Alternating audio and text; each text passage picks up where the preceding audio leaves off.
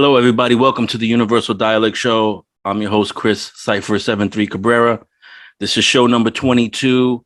I'm very happy that I made it to 22 shows, and this is the last show of the year. I'm going to call it quits for the rest of this year, and then I'll start anew next year. But I'm going out with a huge bang. I have David Marler. How you doing, David Marler? I'm doing great, Chris. Do you mind if I call you David or Dave, or is Dave, it David, doesn't matter. Just don't call me Davey. I won't call you David or Shirley, right? From the Don't call me Shirley. yeah, like from the airplane. All right, sir. So let me go through your dossier. You're a researcher.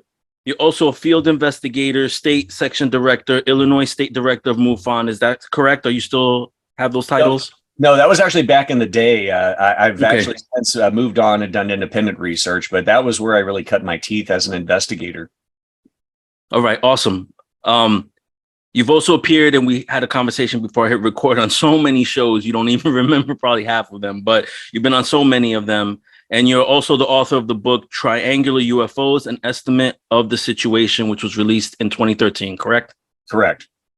All right, Dave. So listen, I've followed your career. I've watched you on all these shows, documentaries and everything. And you're one of the most comprehensive researchers that I know. Like, you bring really great information. Anything that you say, because when people start getting into a topic and someone says something and then you go and do the research, you find that they're not always telling the truth. Everything that you've said, I mean, I found, other people have found. You've been on Fade to Black, so many shows, and you're really take this ufology topic to the next level with your research. So can we get into your origin story of how you started and what led you on this path that you're currently on, sir?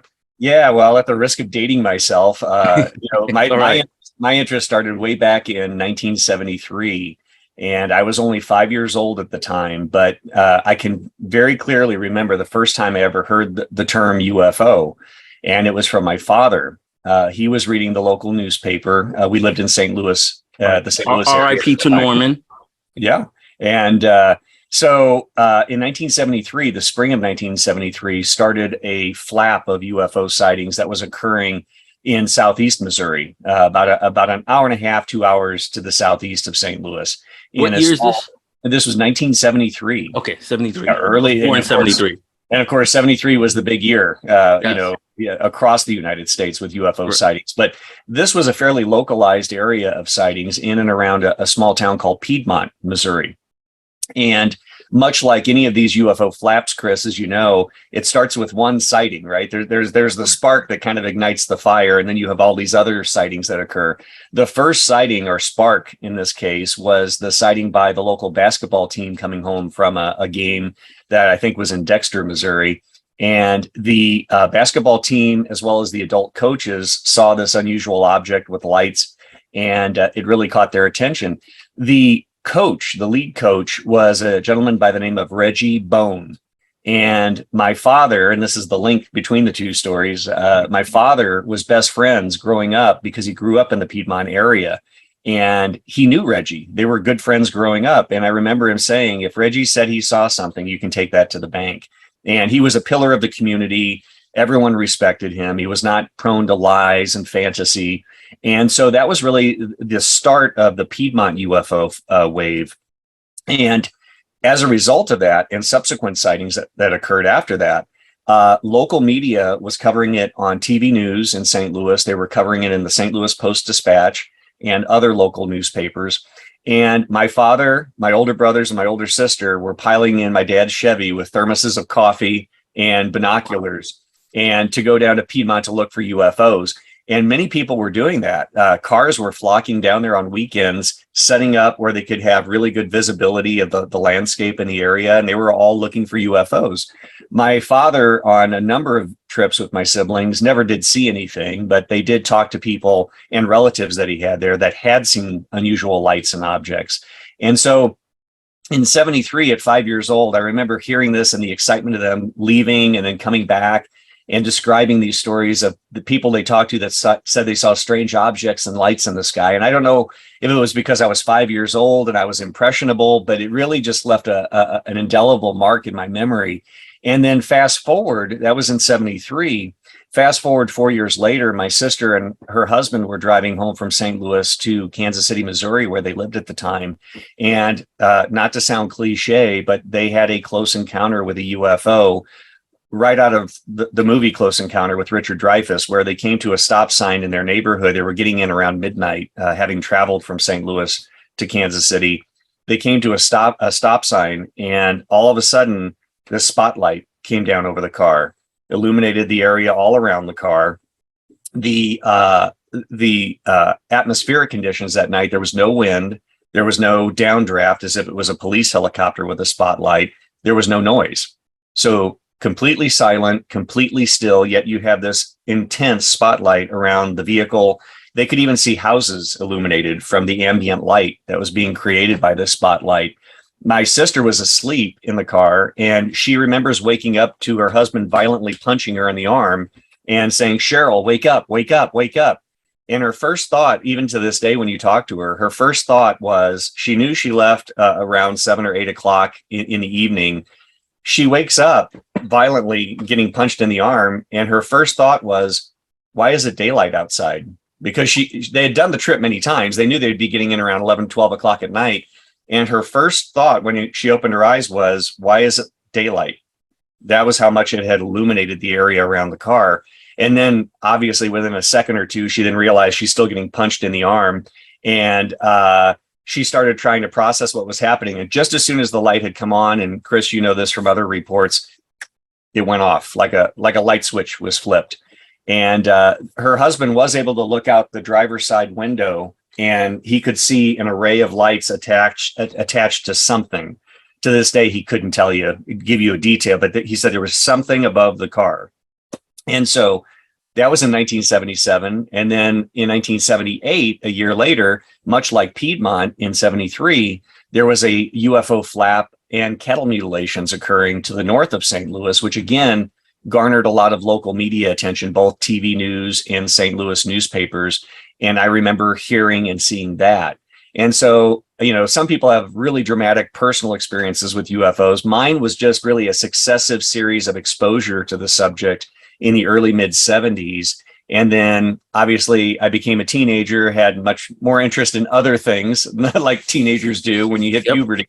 I agree. And then fast forward, jumping over that awkward period in growing up, in 1990, I heard about MUFON and joined MUFON and became actively involved in starting to investigate and really just read about the subject. That's where my little library started at the time. And by little library, I mean little bookcase in my bedroom, with a few books. And now you can see what's surrounding me here. It's just grown to epic proportions. Is that part of your house? Is that like a wing of your house? Yes, my wife and I have to give her a shout out. I have a beautiful, supportive, loving wife. Awesome. She's the secret sauce behind my work. We had all of this material building up in our home, and at that time we decided something had to give. Either we start, giving away this material, which was not going to happen, or we look at potentially adding a new addition to the house. So this was a new addition that was added in 2017, 20 by 22 foot room. That was in 2017. By November of 2020, I had the NICAP CUFOS files from the Center for UFO Studies deposited here. I serve as their official archivist. And just off camera here to my right, I have 15 file cabinets of the largest historical UFO case files in the world. That's awesome. The NICAP CUFOS and a smaller group called CSI New York, Civilian Saucer Intelligence of New York. Extremely rare material, and the original files of Dr. Hynek from Project Blue Book. Some of those, I just grabbed these right before we went on air. Right. So these are some of the original documents from 1949. And that's at the bottom here, you can see declassified. All these documents are declassified, but some of these are signed by the original base commanders. And this one here is from the Air Force. And this one, just to give you an idea of the antiquity of some of these things, August 17th, 1949, subject Project Grudge and special inquiry to Wright-Patterson Air Force Base. And we just have hundreds of these files. Another one that I just grabbed that I had sitting here, I was looking at yesterday, Department of the Air Force, Headquarters, United States Air Force, November 30th, 1949. Subject, and I love this one, Chris, unconventional aircraft. Yeah, they knew. not flying disc, not flying saucer, but I love that, unconventional aircraft. And it's just really a treat to go through some of these. And some of these are not online.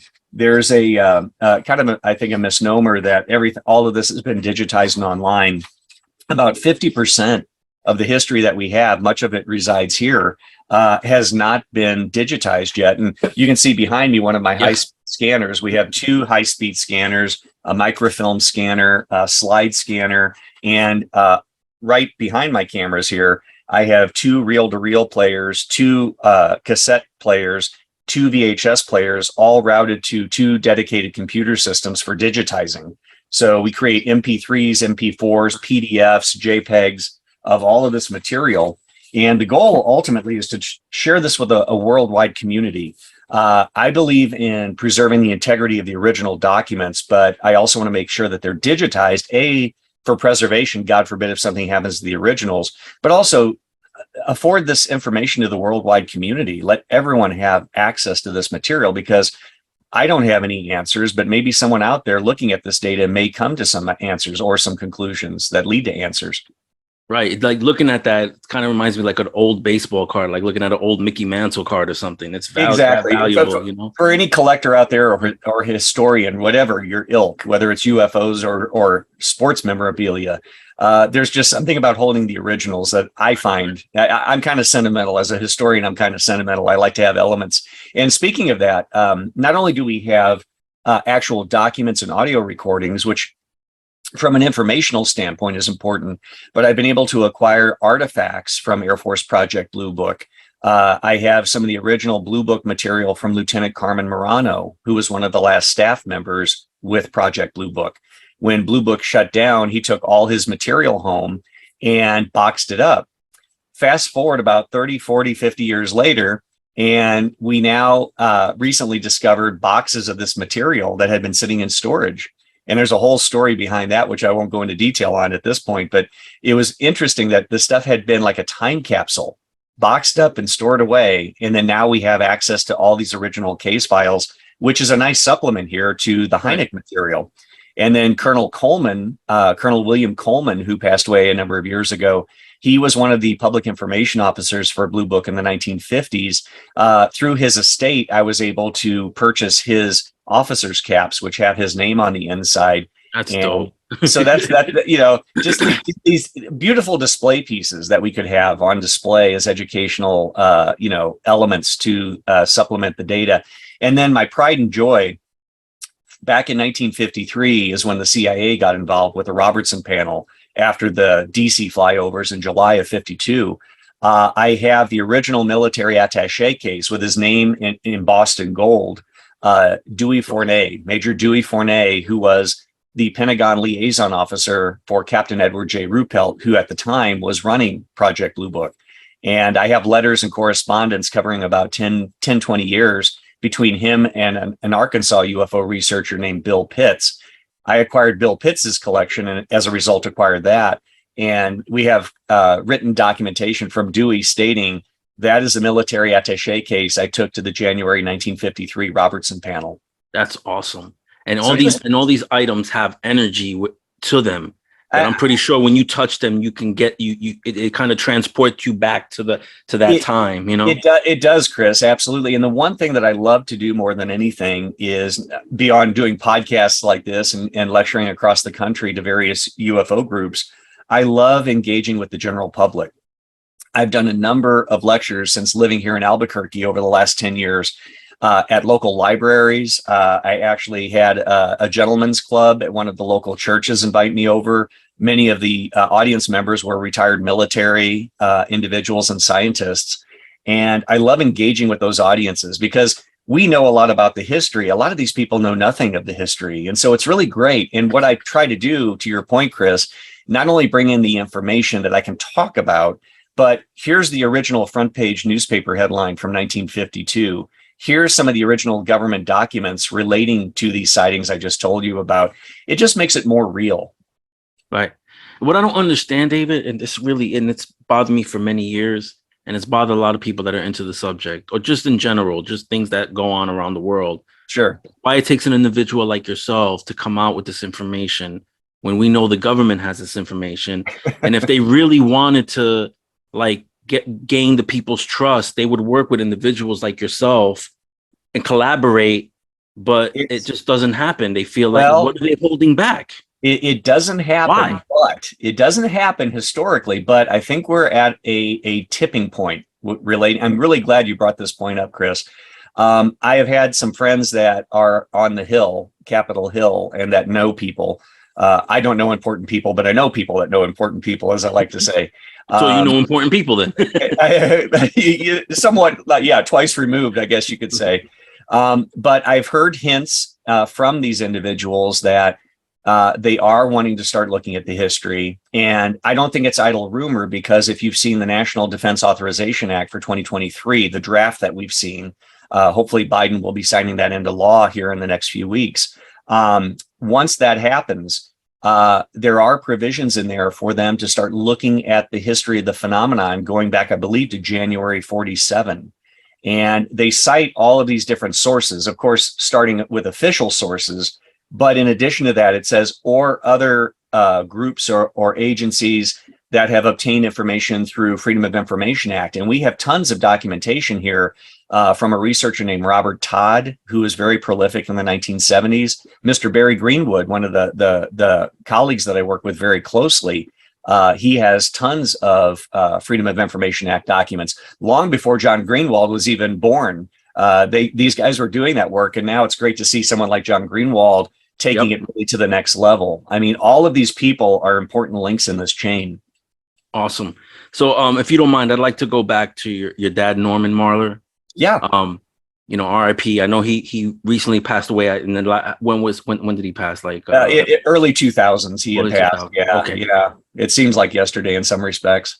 Yeah, everybody needs a role model. I know he was a huge role model. What was he just only a fan of the topic? Did he do any research himself? I just want to kind of give him a shout out, so to speak. He was. I really appreciate that, Chris, because I did have a very close bond with my father. We were good friends as well as father and son. And luckily, before he started having Alzheimer's, he actually went on some UFO investigations with me in the early days.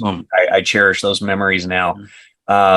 But he was a prolific reader. I mean, he read almost everything, but he did have kind of a penchant for UFO paranormal, with I think UFO probably at the top of the list. He was interested in ghosts and other paranormal things, but I think UFOs was kind of at the top, and in large part due to, I think, the Piedmont, Missouri activity that we talked about. And so, he was a prolific reader. Never got involved actively until, like I said, in 1990, I joined MUFON, and he joined MUFON at that time as well. And so there for a very short period of time, we were able to kind of do some investigations. I wish he could have lived to see where we're at now with this, and where we're taking it. Obviously, the information I shared with you before the show, where we're taking it now to a whole new level. Yeah, you guys must have been a great tag team group. He was a great guy. Yeah. I mean, he inspired and instilled in me to be open-minded, but be skeptical. And I always try to walk that tightrope. I think you find people in this field, Chris, I think you and I could probably think of personal friends. They lean one way or the other. They're either too skeptical, where they don't even look at the data and they're just arbitrarily assigning explanations. But equally so, if you believe everything, then you're in fantasy world. I mean, people lie, people fabricate, people exaggerate.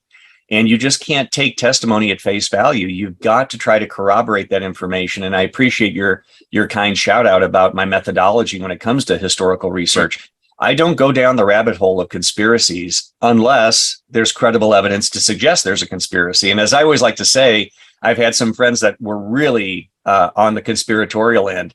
Just because conspiracies exist does not mean everything is a conspiracy. And so, you have to be judicious. And the same with UFO sightings. Admittedly, most UFO sightings can be explained in conventional terms. In my experience as an investigator, and investigators that are watching and listening to this, they've dealt with the people that report Venus as a UFO, that report a commercial aircraft or military exercise or military flares as UFOs. But despite that, you really get into some interesting cases once you get kind of past all that noise. And there are some extremely incredible cases. And even going back to the 1950s, there's kind of a misnomer that Hynek in his later years finally came around with the UFO subject, that he went in as a skeptic. I have his personal files here, and it's really interesting, and it really gives you insights into the man and his thinking. As early as the early to mid 50s, he was taking issue with some of the official Air Force explanations. And Chris, Hynek was always known for using red felt marker or pen to make his comments on these files. So they always jump out at you when you're looking at these. And in many cases, they may have listed something as plasma, or they may have ball lightning. And you'll see where Hynek crossed that out. And underneath, in uppercase letters, wrote unidentified and then underlined it 3 times. And sometimes you'll see little marginalia. He would always abbreviate Air Force. He would often write, and I've seen this on a number of files, why didn't AF investigators interview the other witnesses? Why didn't AF investigators obtain the radar data that was in this case? So you see in even the early mid 50s where he was having major issues with the Air Force. And so rather than later in life suddenly having this epiphany, sometimes people say with the Socorro, New Mexico incident in April 64, it was more like a dimmer switch. His erosion was gradually, his skepticism was gradually eroding as time went on. And it was more of a cumulative effect as he started realizing there are some quality cases in the data. Yeah, he didn't want to be like, he didn't want other people's opinions to infect him. So no, and I give him credit, because to me, that's the definition of a true scientist. Exactly. He went in skeptical, as you should. If you're making extraordinary claims, you better have evidence and data to back that up. He went in as a true skeptic, as a true scientist, but as a true scientist, he was willing to concede that there appears to be a genuine phenomenon here, whatever it is. And so, yeah, to me, that's the definition of a scientist. He goes where the data takes him. Right. Yeah. When I get interviewed for like my experiences, I'm very careful with what I say. I don't state I try not to state definitives. Right. Like if I won't say I see a craft, I'll explain what I saw. Right. Because if I say I see a craft, that means I saw something that was physical. Exactly. That's wrong. To me, that's wrong. That's misinformation. And there's just too much of that. No, we need to be very, very careful in our statements, because, people rightly or wrongly may dissect those statements later and say, well, you really can't say that. And, certainly I probably made misstatements over the years as well. We're all making mistakes. Yeah. But, it's the intention. But to your point, in my research, in my historical research over the years and looking at the history, I don't care if people believe in UFOs. I just had the Albuquerque Journal here doing a story about 3 days ago, and they said, so you're not really out to make people believe? I said, no. I said, if you want to believe something, go to church. I said, belief's relegated to religion as far as I'm concerned. I said, I'm not interested in and I said, I have people come up to me and say, oh, I hear you're interested in UFOs. I don't believe in UFOs. And I look at them and I just say, well, I don't care what you believe in. That's your right. But I'm more interested in looking at documented cases, reports, and trying to see if there's patterns in the data.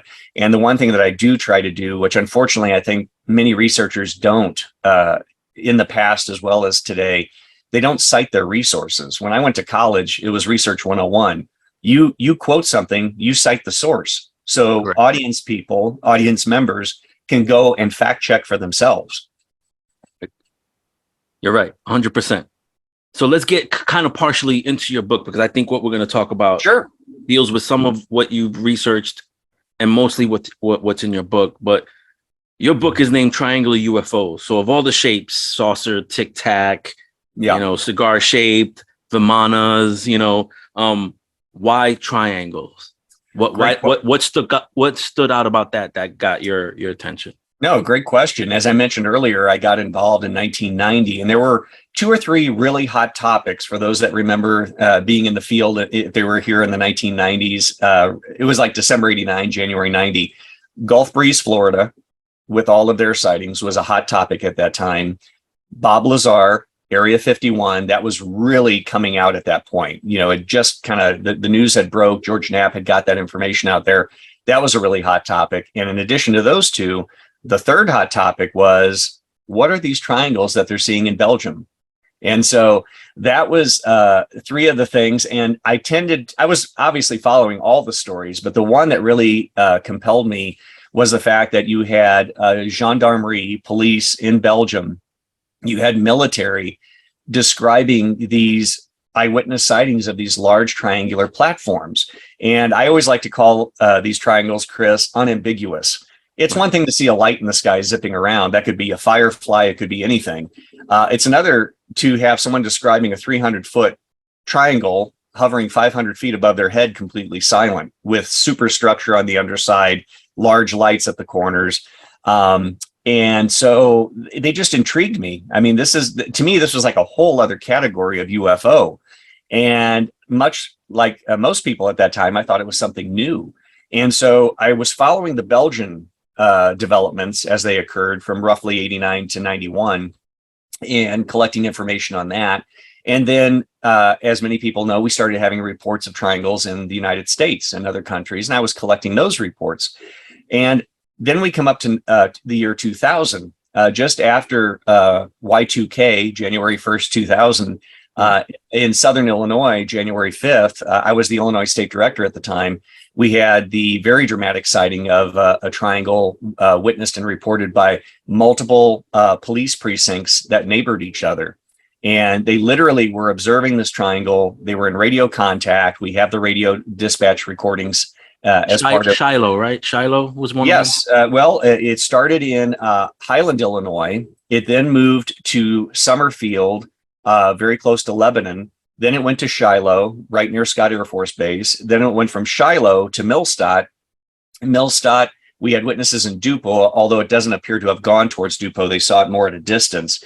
And so those were the primary witnesses. And then about a year later, another police officer, Mark Lopino in O'Fallon, Illinois, came forward stating that, yes, he also saw it. And then in years later, we also had secondary and tertiary witnesses that came forward saying that they saw the object.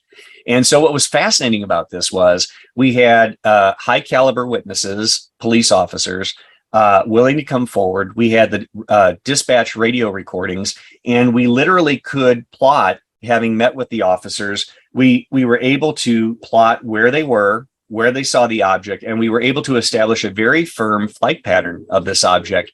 It's not often you have that many data points where you can literally track a UFO and the path that it flew. And what I was struck with, Chris, is as I'm sitting there interviewing some of these police officers, they're starting to sketch a triangle. They're starting to describe the silent flight, the low altitude flight. They're starting to describe the lighting characteristics. And you couldn't be struck with the fact that these officers are describing the same, if not similar object as what the gendarmes reported 10 years prior. And these guys weren't into UFOs. They weren't into the UFO circuit. And it's like, how can you not be struck by the parallels between these two cases? And so after that, after the subsequent media coverage, because as you mentioned, I've done some documentaries where we discussed this case. Once that interest, the media interest had started to wane, coupled with the fact that I was continuing to gather historical data, I realized very quickly that I had a lot of historical data relating to not only contemporary cases, but historical triangle cases. That, in addition to the fact that going on the internet, I was seeing all of these repeated comments. Well, these triangles must be military because they're new to the UFO phenomenon. And for those that have read my book, you know what I'm referencing here. I've got news clippings from 1960 describing a flying triangle with lights at each point. That was going to be one of my questions, is what is the earliest historical recording of a triangular craft? Well, the earliest one was like 1882. There was a reference in Scientific American to astronomers in Connecticut that saw two black triangular notches moving across the lunar surface. Now, admittedly, not a lot of detail in the report, hard to corroborate. I always like to say, really starting in the 1940s is when you have more data that you can corroborate and correlate with each other. The 1950s, I would say, we had some very detailed reports. Hazleton, Pennsylvania, in the 1950s, 57, I believe, there was a series of triangular UFOs that were reported. And as I mentioned, they described black triangle, lights at each point, the ability for these things to make flat turns. I mean, not just triangles, Chris, but triangles with similar lights, similar flight characteristics.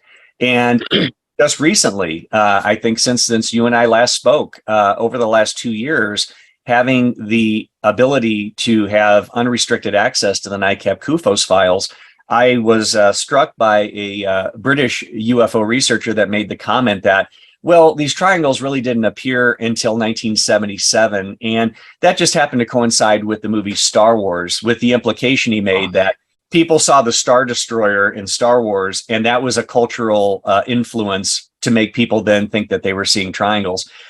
I thought it was ridiculous. I thoroughly disagree with that. And as a result of that, though, it emboldened me. Here I have this historical data set. No one has ever gone through these historic case files before, looking specifically for triangle cases. So I took it upon myself during COVID lockdown to take that time, having these files right here. I went from 1947 to 1977, because that's when Star Wars came out. Went through all of the hundreds, if not thousands, of case files here, news clippings. I mean, this is what I did during COVID lockdown. And it afforded me the opportunity to find at least 102 additional triangle cases. And for those that are interested in that research, if they go to my website, the full video of the lecture that I did this year, I traveled the country, did about 8 lectures, as well as Nova Scotia up in Canada. I presented this material for the first time. And these are case files from the historic NICAP case file collection that have never seen the light of day. The general public has never seen some of these. So it was a real treat to describe these, but also share some of the witness sketches that were provided by these witnesses. And so that's available on my website under the video section for those that are interested. But that was my latest research and data that I put out this year. Okay, so the characteristics you've mentioned multiple times. Black triangles. Typically black. Yeah, why not, silver, like saucers, or other colors? Why black? So black is the prominent color. And again, we may have to delineate to some degree the descriptions as far as current versus historic. Many of the historic ones do describe a metal or silver color to the actual body of the craft, if I can call them that. Some of these, even including modern reports, describe the object as glowing orange or red. And we have a number of those where there are no lights on the object, but the entire thing just has this glow of a certain color, orange, red typically. And so we have a number of those. The large size is something that we have, although we do have smaller triangles that have been reported over the decades. Lighting characteristics. Some of these things are completely devoid of lights. They're literally just a dark triangle moving through the sky. And witnesses, and Chris, you've probably heard similar descriptions. People say the only reason I knew it was there is I could see it blocking out the stars as it was moving overhead. There was clearly I haven't experienced something similar to that. So there you go. So we have that as a characteristic.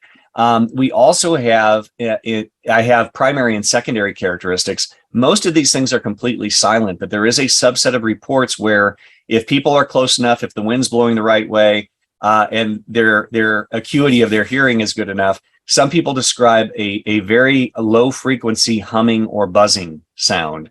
And I think one of the best analogies witnesses have used, they said it's almost like you're standing next to an electrical transformer, that kind of humming or buzzing sound. But that's one of the characteristics. Another one, there's two really that I'd like to talk about. People say, well, these triangles could be military today. I concede that. As far as what modern technology is, I don't know. I'm not privy to classified aerospace projects, so I don't know what state-of-the-art technology is as far as aircraft. But two of the things that just defy explanation from aerodynamics are the two characteristics of the fact that many of these triangles fly with the flat side as the leading edge. In other words, you have this blunt object moving through the air with the point trailing behind. Yeah, that's weird. I've even talked to some aerospace experts, and they say, yeah, that's about as aerodynamic as a brick. So what is that about? That certainly I mean, I can understand a triangle moving with the point forward, much like the B-2 or the F-117A stealth fighter. But to have a flat-sided object moving through the air that has not only width and height, but depth to it, how is this thing moving through the air? Another characteristic that seems to defy conventional aerodynamic principles, some of these objects are described as having girders, superstructure, pipes on the underside. Wow. Something that's not smooth and sleek as we would think that we'd want to design for something moving through the atmosphere. And so those are two characteristics that are just very bizarre. I had a report from the UK from a retired police officer over there, and he said he was coming home late night from a rock concert that he and his wife had attended, and they were driving through the Midlands of England. And he said, out of the fog, this object came piercing through. He goes, at first I thought it was a blimp or an aircraft, but it was this huge triangle. And on the underside, he had a beautiful sketch of this. He described the lattice work of these girders that were seen on the underside. And in some of the reports, we have accounts, as he did, of these large picture windows that were along the side, and he could actually see figures moving. No way. And he was very practical. I mean, as bizarre as the report sounds, he said, David, I'm not here to say those were aliens. I'm not here to say those were humans. All I'm telling you is there were humanoid figures that I could see the dark silhouette of, with this white light as a backlighting behind them. And they were moving. Some were walking, some were standing, some were like moving like this. He said, was it military? I don't know. Were those human people aboard? I don't know. Was it alien? I don't know. He said, but as soon as this object came into view, it moved over the county road and then disappeared into the fog. And he goes, I don't know what to make of it. And that's I think one of the things that we need to dispel also is that people say, well, these people see these UFOs or UAPs and they say they're aliens. Most of the witnesses I've talked to over the years, Chris, just simply say, I don't know what I saw. Right. They don't ascribe. It's usually the media that ascribes UFO, alien, spacecraft to some of these witness reports. Most of the witnesses just say, look, Dave, I was a pilot in the Air Force. I know what aircraft look like. I know what military flares look like. I know what refueling operations look like. I don't know what the hell I saw. And so most of the people are coming to us for answers. And unfortunately, I have none. I have lots of information, but I don't have any definitive answers. Right. But I mean, if you did have, you'd release it, obviously, but you just don't want to taint the topic anymore. Not at all. Not at all. And in absence of answers, I do want to interject this. I always forget to bring this up when I do interviews. So I'm really glad we have this opportunity. One of the things that has been personally rewarding for me as a researcher, just as well as a human, is the fact that many of these witnesses that I've spoken to either in person or via Skype or Zoom or over the phone, many of them have said, you know, I know you can't provide me with any answers, but you've provided validation for me. People that read my book, my idea was to get the information out there, Chris. What I was not expecting, and the first person, her name was Judy, and she's from out east. She reached out to me. She was the first reader that reached out to me, and we had a phone conversation. And she was on the verge of tears. And I didn't realize that the book would resonate with people on such a personal level, emotional level like this. And she said, I just want to let you know, I got your book. And she goes, I was riveted by reading these other accounts. I had a signing in the 1980s with a woman. We were both picking up our kids from karate class in this little remote dojo or whatever that they had there. And she said, we both saw this triangle. And over the years, I would tell my husband, I would tell my family, I'd mention it to my coworkers, and they would either laugh or make fun of me or just be generally dismissive because they just, whatever, I can't relate to that. She said, then I saw your book, and she goes, I read your book and I shoved it in their faces. And I said, look, I'm not the only one that's seen these things. So she said, and this is the word I've heard more often from witnesses, you've given me personal validation.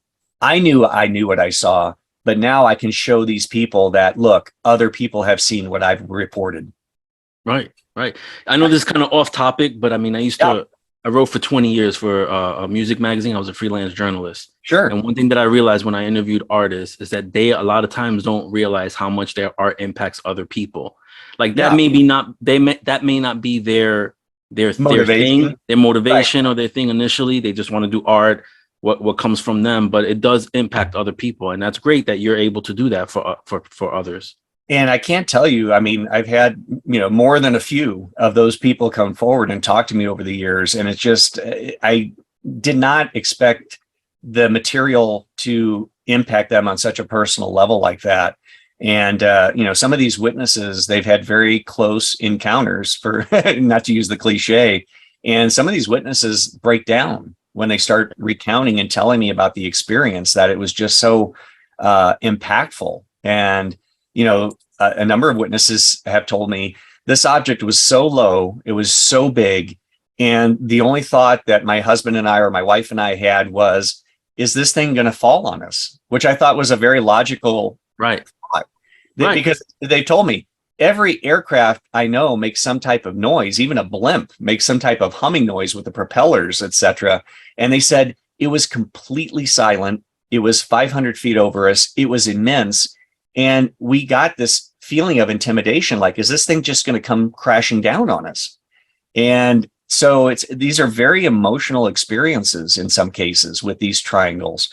And another characteristic that I think is interesting too, that I found, is many of these reports, and even the new data sets that I looked at, looking at 47 to 77, some of these reports describe objects coming out of the triangles and going back into the triangles.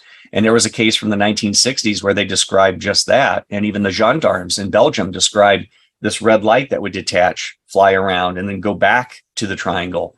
And another very unusual characteristic, we talked about the flat side of the triangle. Many of these historic cases describe rectangular UFOs in conjunction with the triangles. Right. And I have more than a few of those reports. So what's that about? And most of these rectangles, if you can imagine a shoebox, that's about the proper ratio as far as height, length, width, etc. But they're like a flying shoebox in the air. And I found a number of those reports that correlate with sightings of triangles. In one case, in England in the 1980s, I believe it was 1983, a couple driving saw a rectangular object, and moments later, just a minute or two later, they saw a triangle flying. And so what's the relationship there? Is there a relationship there? But I have more than a few of those accounts. And so, as you dive into the data, Chris, and I think you know this all too well as your audience, you go into it with questions, you come out with more questions. I agree. Yes. And then when it comes to like characteristics, it's the questions that fuel us, though. I just wanted to add that It's those questions that continue to fuel us, because I'm curious by nature and I want to know. And so to me, in some cases, it's a brick wall. People hit that and they just get disillusioned and they burn out and they walk away from the UFO subject.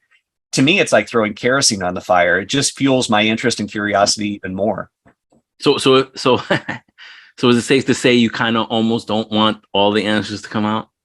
Well, I do want answers. Yeah, right. I'm glad you bring that up, because I think some people like UFOs for the mystery of it.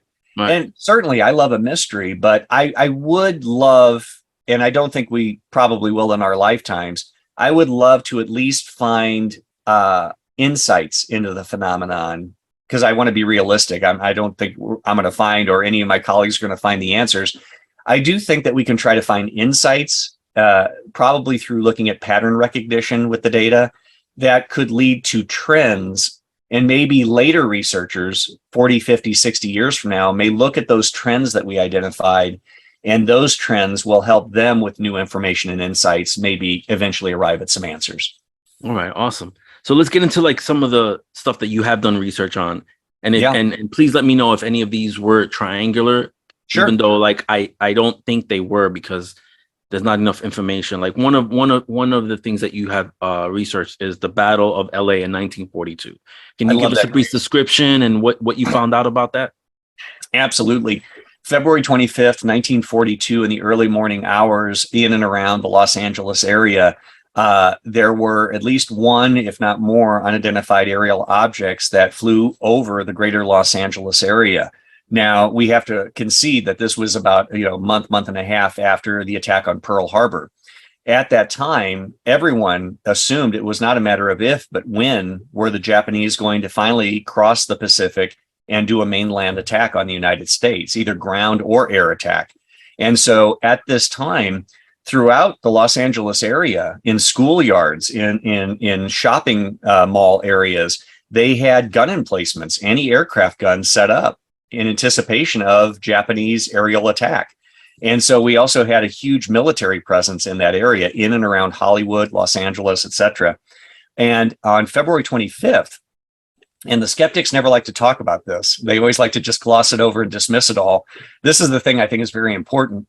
Around 2:25 a.m. on February 25th, 1942, three separate radar systems were tracking an unknown inbound radar target for 120 miles coming across the Pacific. And basically, Chris, it was coming from a northwest trajectory. So coming from the northwest, heading to the southeast in the direction of Los Angeles. Right. And they tracked this for 120 miles. We even know the name of one of the radar operators, and this is through the government documents. And I have to give a plug to my colleague, Barry Greenwood. In the 1970s, he was the one that filed the FOIA request that gave us about an inch thick stack of government documents that really tell the story of what transpired on this morning.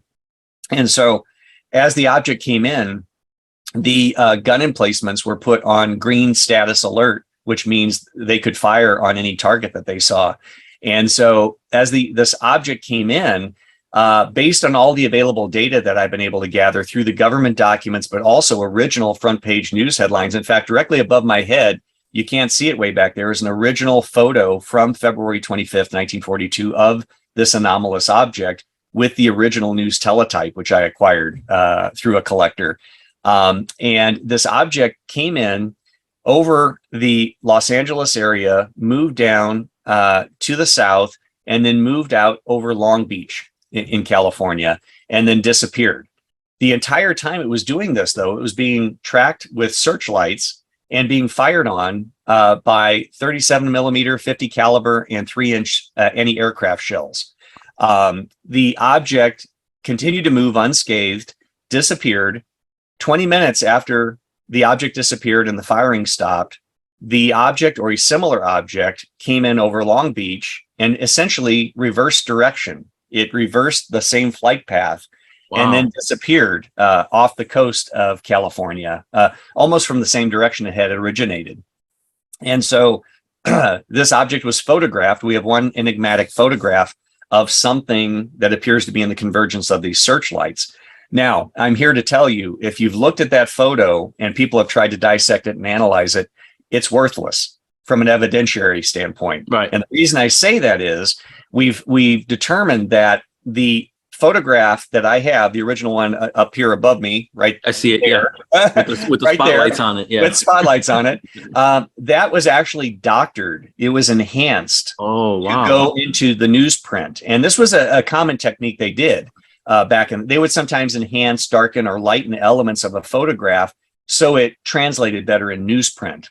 And I should add, I also have about 14 to 20 original front page headlines from California and across the country. Some of those actually show the photo as well, awesome. That same photo. I love, again, when I lectured on the Battle of LA, Chris, I take the original newspapers, and again, it makes it more real, as we were discussing. Yeah. Oh, yeah. When you can see the original papers people were reading with their cup of coffee the next morning. But this photograph was doctored and touched up. My friend and colleague, Ben Hansen, we were both working on a TV show together, UFOs Declassified, that was sponsored by the Smithsonian Channel. Ben had gone to the LA Times archives and met with Simon Elliott, who was the curator of their entire photo collection, which you can imagine tens of thousands, hundreds of thousands photos and negatives. And Ben was shown on that show the original negative.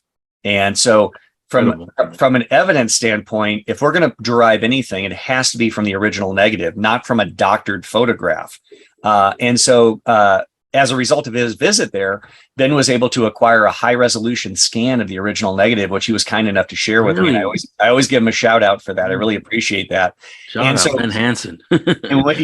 Ben's great. He's a great guy. And when you look at that original negative, and again, that's the most pure image that you can look at and study. What you find is you don't see a saucer with a little dome on top, as people have seen. It's like, oh, it looks like a flying saucer, little dome with a cupola. Yeah, that's what I always thought it was. When you look at the original negative, and I've blown this up and done just simple contrast enhancement, It's unmistakable. For those that have seen the doctored photo, if you remember, there's these little white blobs around. Yeah, I always wonder what that was. Those are anti-aircraft explosions. Oh, Captured at the moment the photographer snapped the shutter on the camera. Those are blobs of light. Those are anti-aircraft explosions. When you look at the original negative, you see an ellipsoid, or this kind of lenticular shaped object. But at the very center and top, you see 2 or 3 of these same light blobs that appear either on or in front of this ellipsoid. And so what you actually are seeing in the photograph, the doctored photograph, is a light contrast enhanced version of an ellipsoid with 2 or 3 of these explosions. So those were 2 or 3 anti-aircraft explosions that was captured at the moment of the shutter snapping, because the light density and the shape and the size match these other explosions that are in the photograph. But when they doctored it, they kind of washed all that out and it all blends together. And so you see a flying saucer with a little dome. The dome is in fact 2 or 3 explosions that occurred at that split second when the shutter was snapped. right. But putting that aside, you still have this ellipsoid shaped object that seems to be in the convergence of those searchlights. And so what is that? People say it's a balloon. Well, it's an interesting balloon considering it came 120 miles off the coast, came down, did this interesting maneuver over the greater Los Angeles area, disappeared, came back 20 minutes later, reversed that same pattern, and each time was fired on by over 1,240 rounds of anti-aircraft fire. That's an incredible balloon. Yeah. Well, it's not, the thing is, like a blimp or a balloon, the material, if you shoot rockets at it, it's not dropping at free fall speed. And they're going to capture pictures of it as it's dropping or whatever. And it's interesting too, Chris, because during this incident, there was, believe it or not, a weather balloon shot down. In one of the newspaper accounts I found, where they found a weather balloon that they had shot at it and it came down. But that doesn't explain, when it came down, this object was still flying around in the air. So what was this? And so, again, you got to kind of sort out the details, and the devil is in the details. What's interesting, though, is I think this really demonstrates the importance of bringing all this historical data together, because I had newspaper clippings, the press releases, etc. What I didn't have were the government documents. And then that's when I met with Barry Greenwood and found out about the government documents. So when you have the government documents, you have the newspaper accounts. We also have the CBS radio recording, which maybe some of your audience have heard. It's on the internet out there. Byron Palmer did a radio broadcast. His testimony correlates quite well with certain elements of the government documents and the newspaper accounts. And I helped use that to synthesize all this material to come together. Now, it should be stated, though, that there were many other lights that were reported at the time. Maybe there were more unusual objects or lights in the air. But I've tried to take a conservative approach, as I often do with these cases. I like to simply say this. Was there some hysteria? Yes, probably so. People thought the Japanese were attacking. And the skeptics use that as a blanket explanation to just simply discard the whole case. I don't think you can do that. I always like to say I focused on the hypothesis that we had one solitary unknown object. And I do that for a very practical reason. Putting all eyewitness testimony aside, we have photographic evidence of one object. You only see one object in that photo. We have radar evidence of one object moving 120 miles inbound. So based on the objective data that we have, photograph and radar, I work under the working hypothesis it was a solitary, mysterious object. Man, that's crazy. And one is better than none. Well, all we need is one we often say that, Chris. Of all the thousands of case files sitting here in books and journals and material, if we have one genuine UFO that defies conventional explanation, that seems to demonstrate technologies or flight characteristics we can't explain, all you need is one valid UFO report to constitute a genuine mystery. And of course, we have volumes of material that I think suggest that. All right, sir. So let's get into this other one. This one's very intriguing to me. The incidents in Farmington, New Mexico. Now, I know Roswell happened in 1947. Yes. Does this predate Roswell, or is this after Roswell? This is just after Roswell by a few years. And I'm glad you're bringing this up. I literally just had 3 days ago an interview with the Farmington Daily Times here in New Mexico. So I was just talking to one of their reporters, and back in March of 1950, in March 18th to be specific, they ran this headline, "Flying Saucer Armada Jolts Farmington." And so what occurred was, and this is, I think, and I'm not being loose with my statements, I think this is one of the most definitive UFO cases in history. Wow. We had 2.5 days broad daylight sightings of structured vehicles numbering from single to dozens to hundreds that were witnessed by approximately 4,000 to 5,000 people. I mean, as far as a case goes, I mean, how does it get any better than that?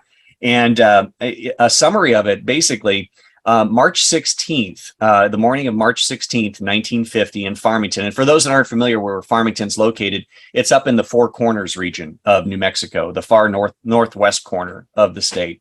And at that time, in the early morning hours, they first started seeing objects that were flying over Farmington. At the Main Street location, there was a Chevrolet garage. It was called the Perry Smoke Garage. We had witnesses that were congregating in front of the gas pumps, and I have some great vintage photos of the gas station as it looked in March 1950, and you see the gas pumps there. One of the witnesses who I actually got to interview before he died just this year, he literally passed away in April of this year. I interviewed him about 5-6 years ago. He was a teenager working in the parts department, and you see the door where his little parts department used to be in one of the historic photos I have.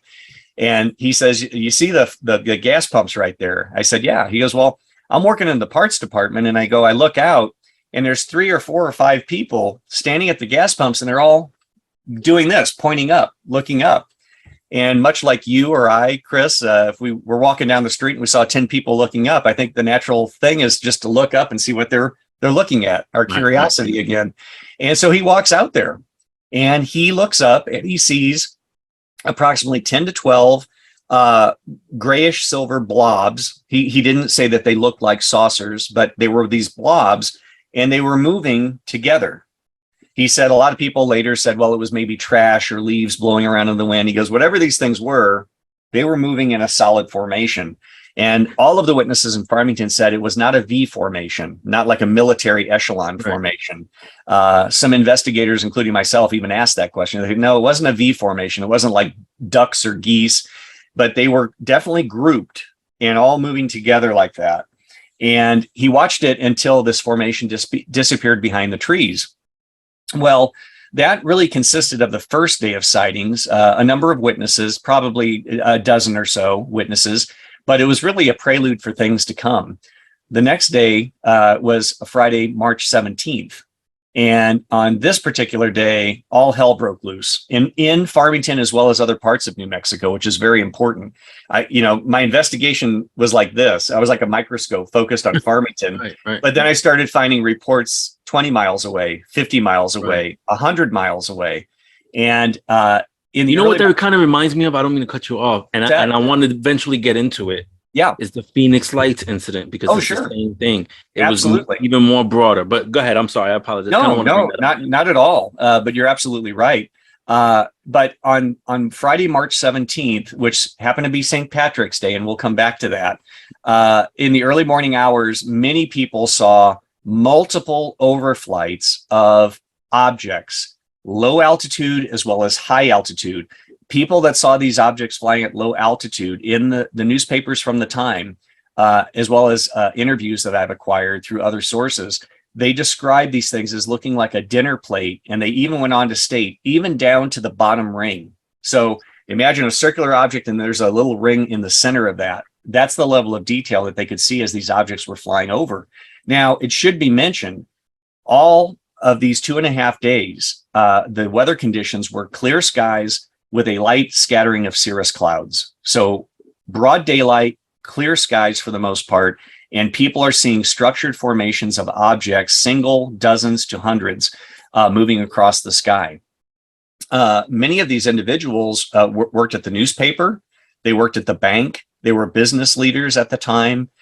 pillars of the community. There were housewives that were going out to put laundry on the clothesline, looking up and seeing these things.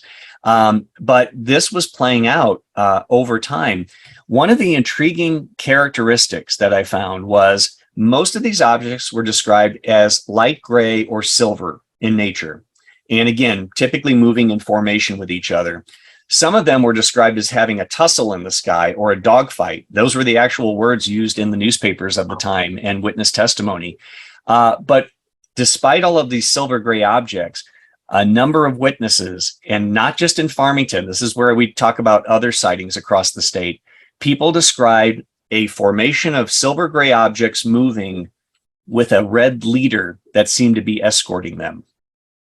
A very detailed characteristic. And we had a sighting in the early morning hours in Farmington at the same time on the other end of the state, on the east end of the state, in a town called Tucumcari, New Mexico. Witnesses described, and this was reported by the editor of the newspaper there, Richard Everett, described seeing a formation of silvery gray objects with a red leader that seemed to be escorting them. And I found other reports of this in and around that general time frame across the country. And I found that to just be a very specific, detailed description that was being reported by other individuals. And even here in Albuquerque at Kirtland Air Force Base, while some of these sightings were playing out, and this was around 3 o'clock now, because remember, this was throughout the day, multiple sightings were occurring. It wasn't just in the morning. It wasn't just in the early afternoon. It wasn't just in the late afternoon. Sighting, and we have a timeline of all of these occurrences. There was a sighting by multiple military personnel standing on the tarmac at Kirtland Air Force Base here in Albuquerque, and they described two objects that seemed to be tumbling through the air that disappeared behind the Sandia Mountains. And in addition to that, we had reports in Las Vegas, not Nevada, but New Mexico. We have a Las Vegas, New Mexico, and they described it. And in fact, one of the headlines I have up here is an original Las Vegas Daily Optic report. And the banner headline, 2-inch thick letters, "Spaceships Cause Sensation." Wow, that's and incredible. These were the types of media accounts. I mean, they were covering this in detail. And long story short, I moved here to Albuquerque in 2012. And I was actually going up to Farmington on business with my job at the time. And I thought, well, I'm not just going to sit in my hotel room after hours. I'm going to go to the local college. I'm going to go to microfilm. I'm going to start reaching out, asking questions.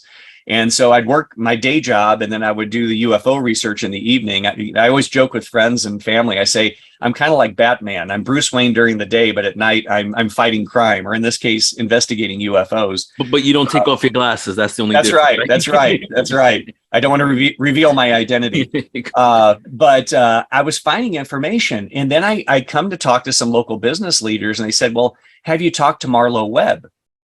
My response was, who's Marler Webb? He goes, well, he was mentioned in the newspaper at that time. He was one of the witnesses.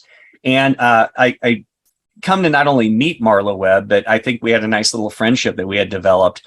And he actually owned several car dealerships. To this day, if you go to Farmington, you'll see Webb dealership, Webb Toyota, Webb Chevrolet. He was a huge business leader.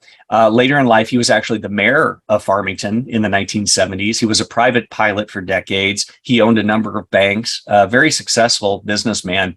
And I wound up meeting with him later in his life, about 5, 6, 7 years ago, and interviewed him in his office. Then he invited me to his home. I did an audio interview with him.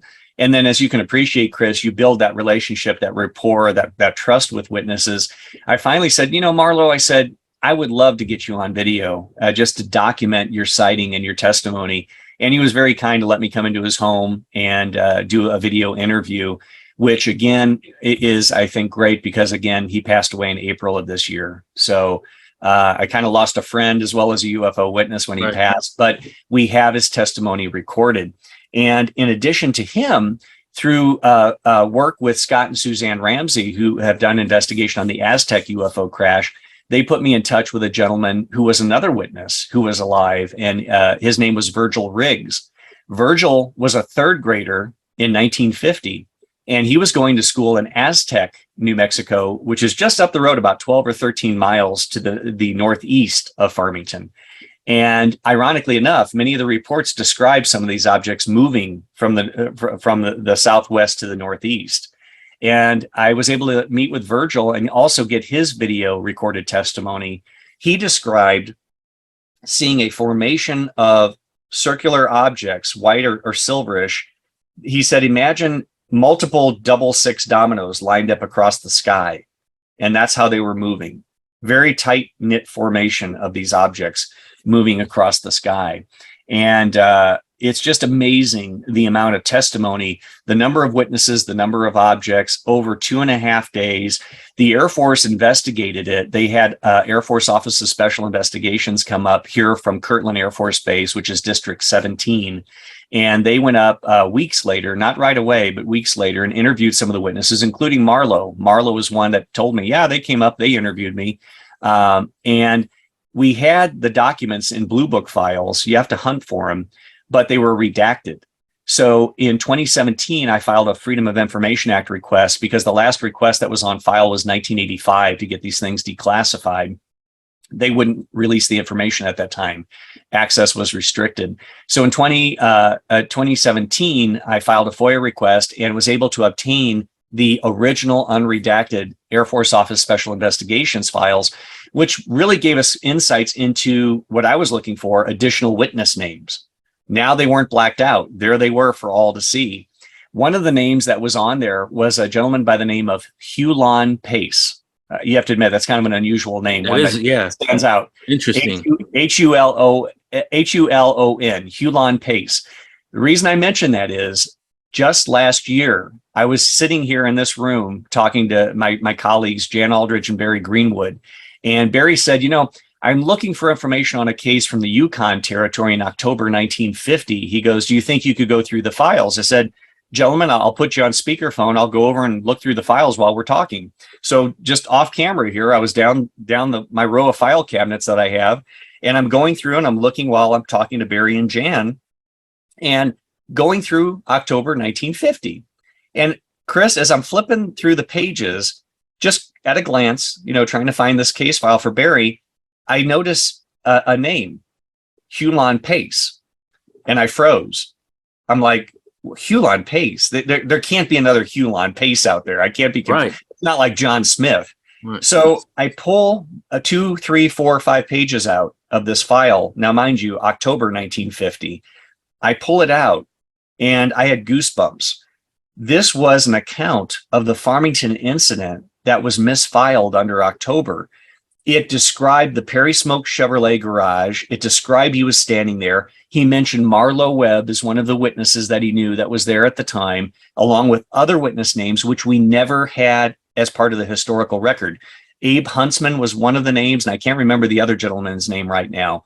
But I found 2 names that we never had before as part of the historical record. Then I start looking through, and he's describing in detail these objects having a tussle or dogfight, describe the formation, all the characteristics that we just described. And then, to my surprise, and Chris, believe it or not, despite the sensational nature of this case, we never had sketches of the objects, either in formation or individually. I flipped to the last 2 pages, and there are sketches of what the solitary objects look like and what they look like as they were flying in formation. In fact, Hulon Pace even sketched the city, the town, with the mesa. There's a mesa that sits off to the side of Farmington, and that's where the local airport is. It's actually a landing strip on top of the mesa. And he shows how the objects came in single file. They had a tussle or dogfight over the airport, and then he shows the direction that they departed. We never had visual representation of the objects or the flight patterns. And this is, 70 years, almost 70 years later. And here is a report that was misfiled in October of 1950. The only reason I found it was looking for a case file for Barry and seeing that name. And Chris, if anybody else saw Hulon Pace, it wouldn't register.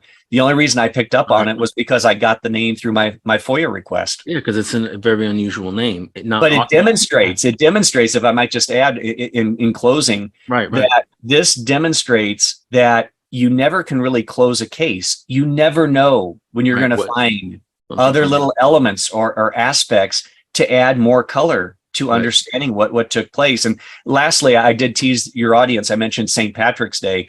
The reason I said that was Dr. Donald Menzel, Harvard astronomer, who was a huge debunker in the 1950s. He basically insinuated that what all these people saw was a skyhook Navy balloon that was launched at White Sands. It ascended to about 60,000 feet or greater and then ruptured, and people saw little bits of plastic floating down. Whatever. And then he adds to that, as if that's not insane enough, he adds to that, and it just so happened to be St. Patrick's Day. Oh, so everybody was drunk. Implying the entire city of our town of Farmington was drunk at the time. And in closing, I did go to James McDonald's archive at the University of Arizona in Tucson and went through his personal handwritten files, which was a real treat, and found interviews that he had conducted. And I went there at the suggestion of Stanton Friedman. I told Stan I was looking into the case, and he goes, "You might want to look at Dr. James McDonald's notes." I think James looked into that case in the 1960s. And so it was through Stanton Friedman's suggestion that I went down there. I found a lot of additional details that had never been made public before that correlated with some of the other data I had gathered. And in the notes, though, and I love this, when you can debunk a debunker, James McDonald actually contacted someone with Office of Naval Research. And in his own personal notes, he has the date, the time, contacted Dembrowski. He didn't give the first name, just the last name. Contacted Dembrowski at ONR, Office of Naval Research. Dembrowski checked the skyhook balloon launch logs. There were no skyhook balloons launched in New Mexico in the month of March. The closest one was launched, I think he said, a month earlier, that launched in Minnesota and terminated in Michigan. Wow. So so there's the proof. No evidence of a balloon launch at White Sands. So, we debunked the debunkers. Right. That's awesome. So the sketches, they sound very intriguing. Are they, or will they be available at any point? Yeah, I don't know if I may have added them to my a case file. I did do a write-up on this whole case, and I think I did include those on my website. If you go there and under research, I think you'll find those. And if not, I can certainly supply a copy for you, Chris. I'm going to look at those. I love looking at those, the sketches, because you get a lot more detail than verbal sometimes. Despite all the witnesses and all this time, these are the only ones we have, and they've been sitting misfiled for decades in a file cabinet. Right. So you were sitting on a gold mine, you didn't even know it. So what else is out here that we're still waiting to discover? That's the thing. Have you looked through all of that, or is that stuff that you've obtained, but you just haven't had the time really to look through each one painstakingly? I am receiving tons of material, and we'll talk about what I'm having to do as a result of that. Right. But I'm receiving so much material, and again, contrary to public opinion, people think I do this for a living. I work full time. I have a family, a wife, and 2 daughters. And I do this in my spare time. And I devote tons of time, as you can imagine, of my spare time to it. But the material's coming in so fast. I'm trying to also field data requests, people reaching out saying, do you have a file on this case? So I have to pull the file, look for it, scan it, email it to people, doing interviews, lectures, etc., and also scanning the files. We're currently in the process. I'll be working this weekend in my spare time, continuing to scan. I believe we're in the 1967 now, scanning the NICAP CUFOS case file collection. And I even have my daughters now helping me prep the files. They're 12 and 14, and they're sitting there making extra money from dad. And they're destapling all the files, taking all the rusted paper clips out, re-gluing many of the news clippings that are glued onto sheets of paper, re-gluing those because they've delaminated over time. They're just falling off. They're doing all the prep work, which really takes the most of the time. They've done 2 file cabinet drawers. So now I have 2 file cabinet drawers that I can run through our 2 high-speed scanners we have and start getting that digitized. I then send that to Barry Greenwood, who cleans it up. If there's like dirt marks or scratches or folds, he'll go in and actually just kind of clean that up and remove that, make the document center, orient the documents much better, enhance or darken if they need to be, and then saves those as case files. And eventually we're going to have all of this data available online once we're complete. That's awesome. So what you're doing for your daughters is essentially what your dad did for you. You're kind of passing that on. Yeah, I never really thought of it that way, Chris, but it's becoming a family legacy. That's awesome. Okay, so let's go into another New Mexico case, the Hobbs incident of 1964. Yeah, here's another one. I mean, in this, God, I could go off on so many different tangents on this one. This is a case much like Farmington. And that's what I look for, Chris. I look for cases that personally pique my curiosity because it seems like there might be an element of credibility. But I also look for cases like that I feel really haven't had the light of day, really haven't had their day in court. I think as UFO enthusiasts, we beat to death certain cases, but to the exclusion of ignoring some of these other cases that are out there. And so this was one that, why aren't people talking about this? And this was one that I originally found as the cover story in one of the APRO bulletins, the Aerial Phenomenon Research Organization, back in the 60s. When I acquired some of these in the 1990s, I remember seeing this headline, basically UFO burns a boy in Hobbs. And so I remember reading this and didn't think much of it because I lived in St. Louis. What am I going to do with that case? But once I started kind of winding down the Farmington investigation, I started looking, well, what other cases would I like to look at? And I stumbled across this one. This involved an incident of an 8-year-old boy being severely burned by a UFO, as crazy as that sounds. And this occurred in Hobbs, New Mexico. Now, we just talked about Farmington being in the far northwest corner. This is tucked down in the far southeast corner. For those that have been to Roswell, New Mexico, if you go further to the southeast, almost to the Texas border, that's where Hobbs is located, kind of tucked away in the far corner. And a fairly small community, especially back in the 1960s, it was relatively small.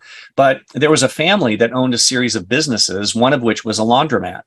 And their grandson, who was really the focus of this whole case, he was playing in the back lot behind the laundromat. His grandmother was standing in the back door. There was an off-duty nurse doing her laundry in the front of the laundromat. And as you can imagine, the grandmother was doing kind of the tennis court thing, looking this way, talking to the nurse, looking over this way, telling, her grandson, no, don't play there, sit over there. And she was just kind of having, her attention divided between the nurse up front and her grandson in the back lot. Well, as was described at the time, and as I found out later, which we'll discuss in my investigation, the young boy was playing, and suddenly his attention was drawn to this black top-shaped object that suddenly came into view and was hovering over a building. And to help orient your audience, there was the laundromat, the back lot behind it, a small alley, and then there was a small one-story series of like real cheap apartment buildings, but just one story, like one-room apartments, essentially, back in the 1960s. He's playing, and he sees this black top-shaped object just drift over and stop over this little one-floor apartment building, not very far from him. And he looks up and he stands up and he's looking at it. And I eventually tracked the witness down, which we'll talk about. And so I was able to really get a lot of detail. At the time, as well as my interview, he described that when he saw it, he felt like he was looking at it, but he felt like it was looking at him. And just instinctively, he kind of stepped to the left. He said, I felt like I was almost like in the gun sight of this thing. And I just instinctively just felt like I needed to move. He stepped to the left. The object moved to the left. It mimicked his behavior. He then stepped back to the right. The object stepped back to the right. So it was mimicking his behavior. There was a concrete block there in the middle of the lot. And he described that he then crouched down and he's watching this thing and it just hovered there. He then stood up and stepped to the right and it moved to the right, again, mimicking his behavior. And then before he knew it, this object came right at him. He said, like a bullet, it just moved towards me. And he said, all I can tell you is instinctively, for those that are, hearing this, he told me, imagine you're crossing a crosswalk and maybe you didn't look left and right. And suddenly your attention's drawn to a car that's coming at you at high speed. It was one of those things where you don't think, you just react. And he goes, I just went like this.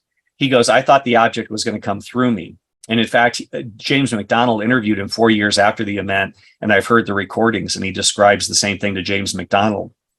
He said, I instinctively just braced because I thought this thing was going to go through me. It didn't go through him. Rather, it moved right above his head.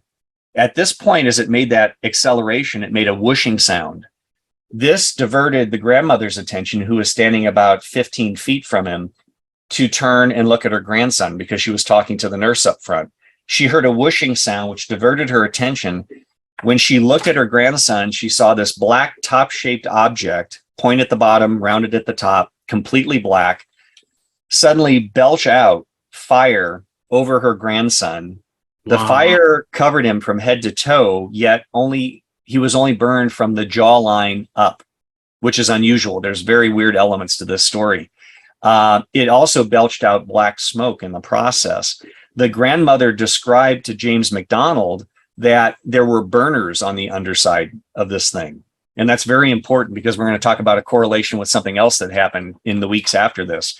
But the object belched fire down. It went from head to toe very rapidly and then stopped, at which point the object then made another whooshing sound and disappeared out of their line of sight, just moved off. Obviously, the grandmother's attention was fixed on her grandson at this point. The grandson had his face burned. His hair was on fire. He instinctively was trying to run towards his grandmother, towards the laundromat, because he knew she had been there prior to this episode transpiring. She immediately grabbed him, and he remembers her hitting his head. She was trying to put the fire out. Most of his hair was burned off of his head. His face immediately began to swell to the point where you couldn't even see his eyes. They were like slits. His face had swollen so much. At this moment, the grandfather, who also owned the laundromat with his grandmother, pulled up in the car, and she screamed, "Charles has been burned. We need to get him to the hospital." So they immediately loaded him into the car, drove him to the other end of town, which wasn't very far because the hospital is still there to this day. And I've been to the scene of where this transpired, so I know distance and locations. They took him to the hospital, and there just happened to be a burn specialist from Lubbock there that would be there about every month or twice a month. His name was Dr. Badger. And this is all documented in the newspapers of the time, which is amazing. We're not just relying on the testimony of this boy or the family. Right. The Hobbs police were involved in the investigation. The newspapers of the time talk about, as Charles told me personally, the FBI was involved in the investigation.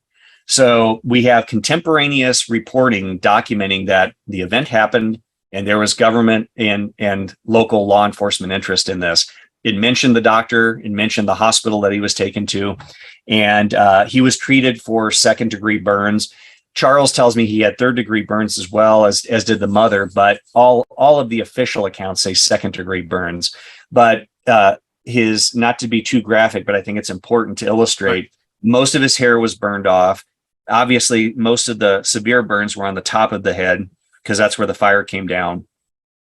The reports describe his ears as looking like ground hamburger. They were gnarled and red. His lips were extremely burned, inflamed, and red. Again, his eyes were just slits because his face had swelled so bad, and he had blisters all over his face and head. But the burns stopped right here at the jawline. So I don't know if it was like a flash fire that just came down, and he wasn't burned here because it just didn't have time. It just simply hit here, but didn't engulf anything.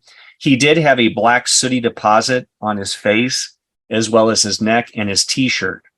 And as is no surprise, when the FBI came in, and this is again documented in the newspapers, they interviewed the family, especially the grandmother, because she was witness to the fact of this occurring. They interviewed Charles.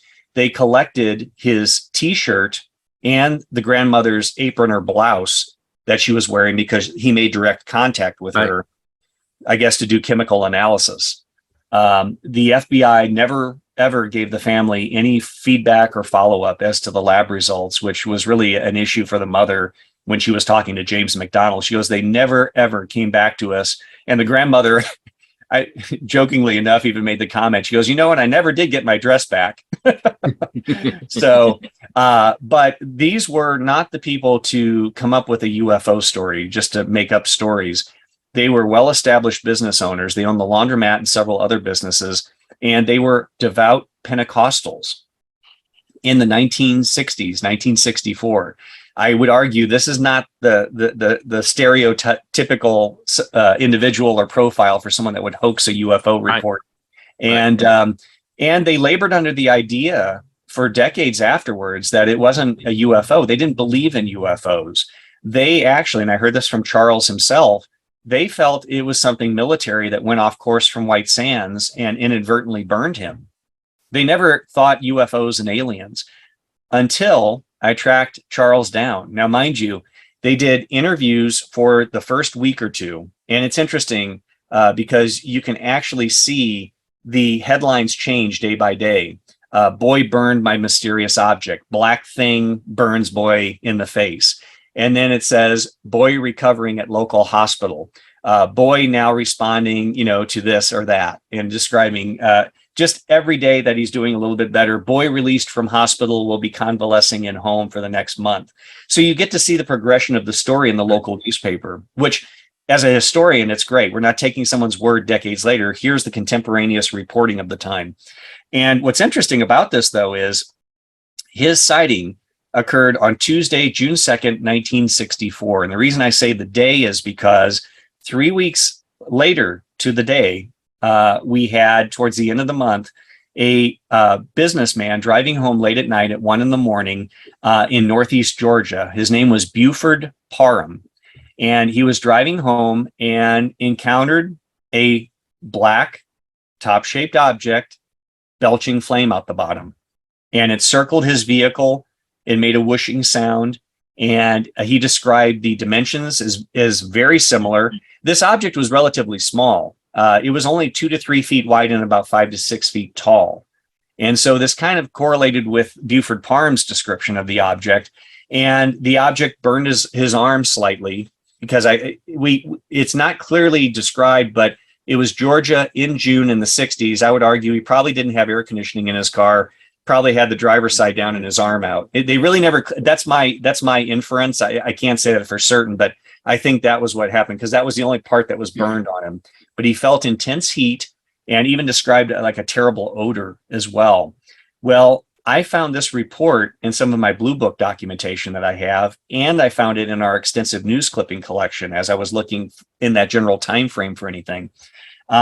This led to me eventually tracking down the daughter of the gentleman, and I'm still in contact with her today. Her father died about 2 years after the event. Nothing related to the UFO incident. It was a heart attack, so we don't think it was related in any way. But she's still alive, as is his widow, her mom. And she talked to her mom. Her mom doesn't want to talk to me directly about it, but I'm getting it through the daughter. But they were very frustrated with the Air Force Project Blue Book's attitude towards their father, her husband, and just dismissing the case altogether. And they still stand by the fact that he came home that night shaken, shook up, and resolute in the fact that he had this experience. And they really were not happy with the Air Force Project Blue Book attitude towards him. And so I'm in touch with her still to this day. As I mentioned, I hope to do an on-camera interview. And what's interesting about that, though, was this was in Northeast Georgia.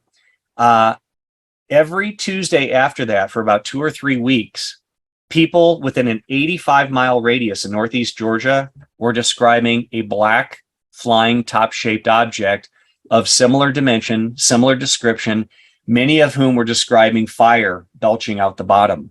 And it was always on Tuesdays, to the point where I even found contemporaneous newspaper accounts where they said locals were gathering up in the countryside to have a top watch, is what it's called, not sky watch, but a top watch, to look for this flying object. And they even noted at the time, they recognized that this object always appeared to be showing up on Tuesdays, right, just like Hobbs. This continued off and on, and I even found as late as September, just recently, about a month and a half ago, I found another news still going on. Still going on. Not every Tuesday. It started to wane towards the end of July. August, not much going on, but we had yet another report in September that I just discovered. And no surprise, I looked at the date and it was a Tuesday.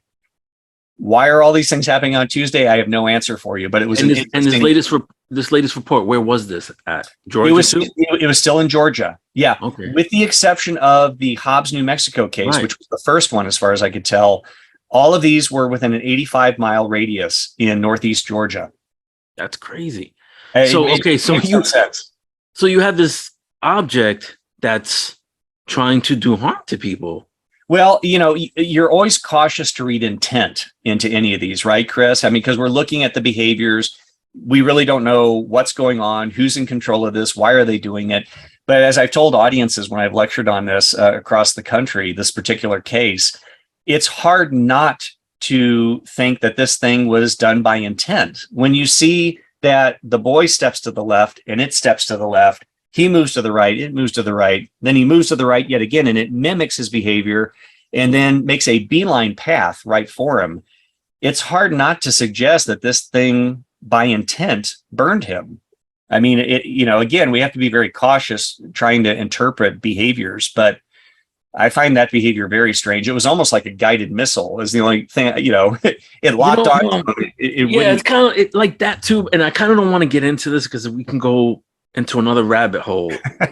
But I mean, I've had an incident before where I'm coming home and I get to my house and I see a wasp. Sure.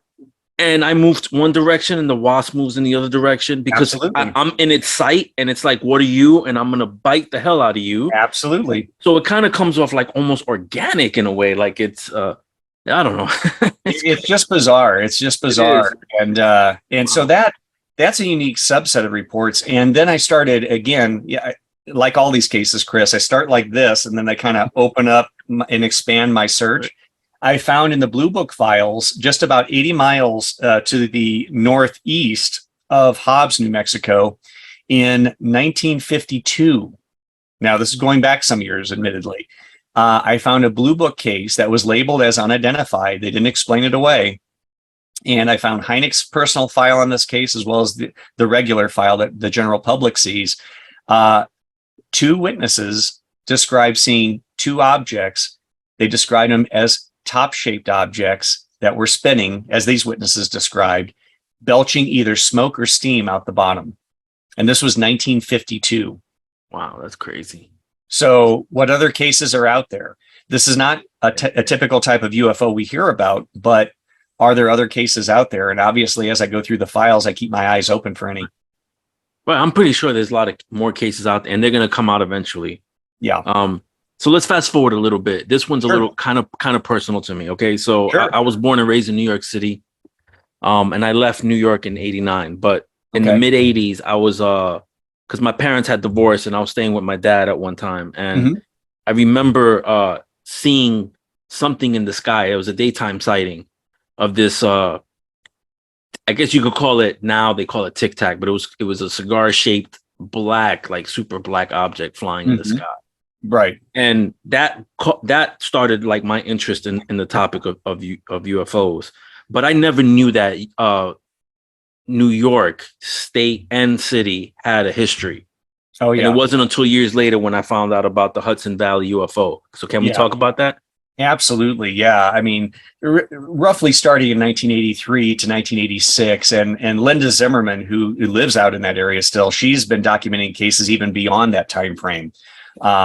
She has done a remarkable job cataloging the history and the historical reports out there. But primarily from 83 to 86, we had this incredible UFO flap over the Westchester area of New York, as well as parts of Connecticut.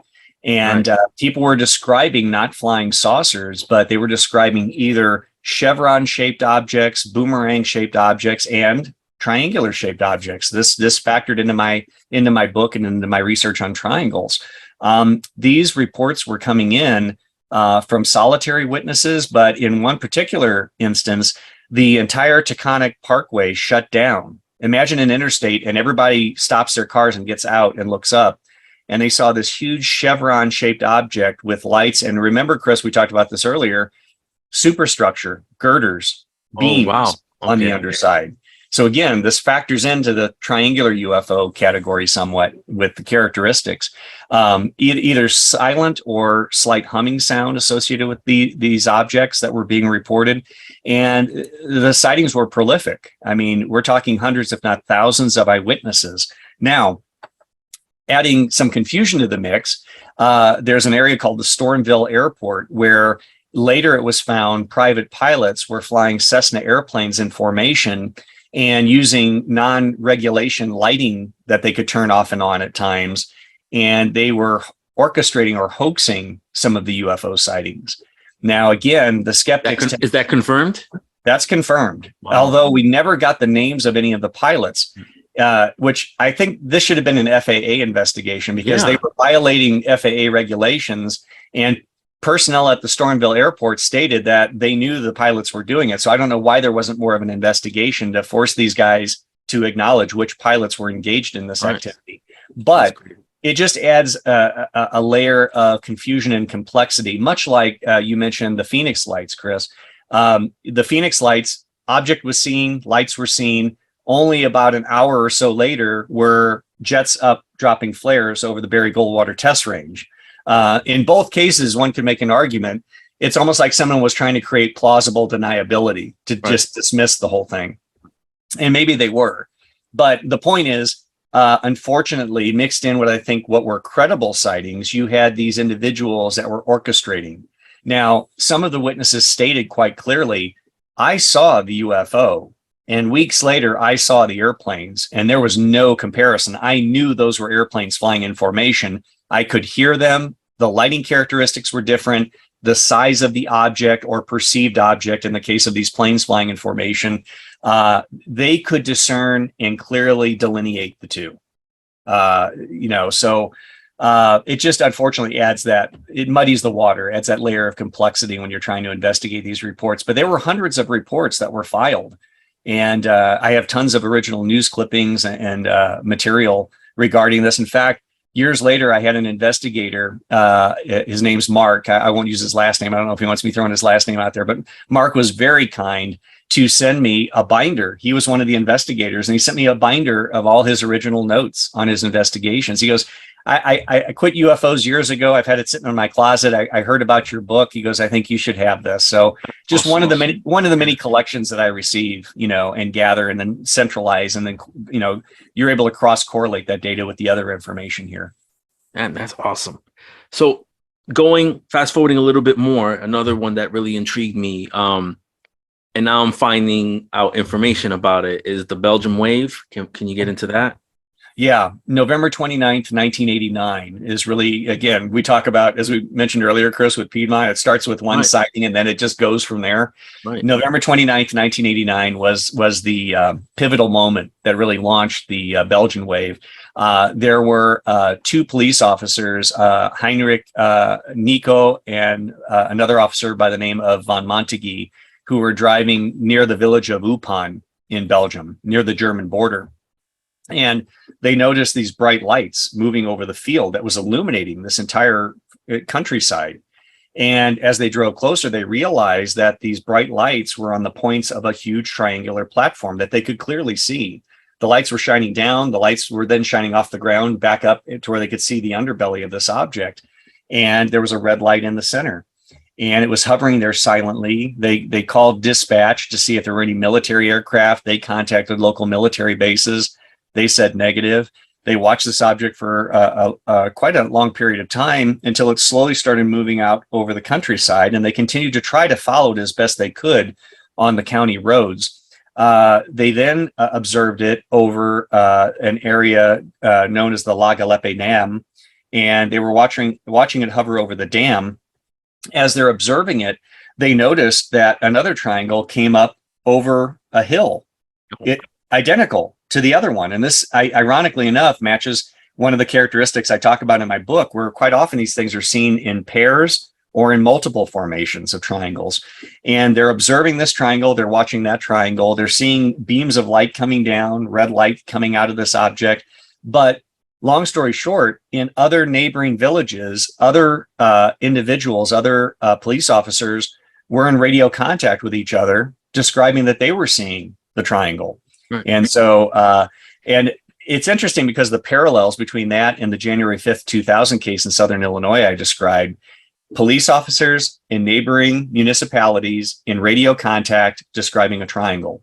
So there's so many interesting parallels between January 5th, 2000 and the Belgian sightings in November 29th, 1989.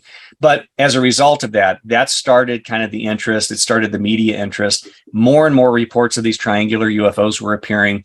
Ironically enough, what makes that period unique is not just the what was being reported, but the fact the Belgian Air Force was starting to investigate it and publicly acknowledge it. They weren't covering it up like in the United States. They weren't keeping it on the down low, so to speak. They were holding press conferences. In 1991, There was a sighting by off-duty police officers. It was a one particular police officer who was having a party, and him and his guests saw these triangular lights moving around in the sky.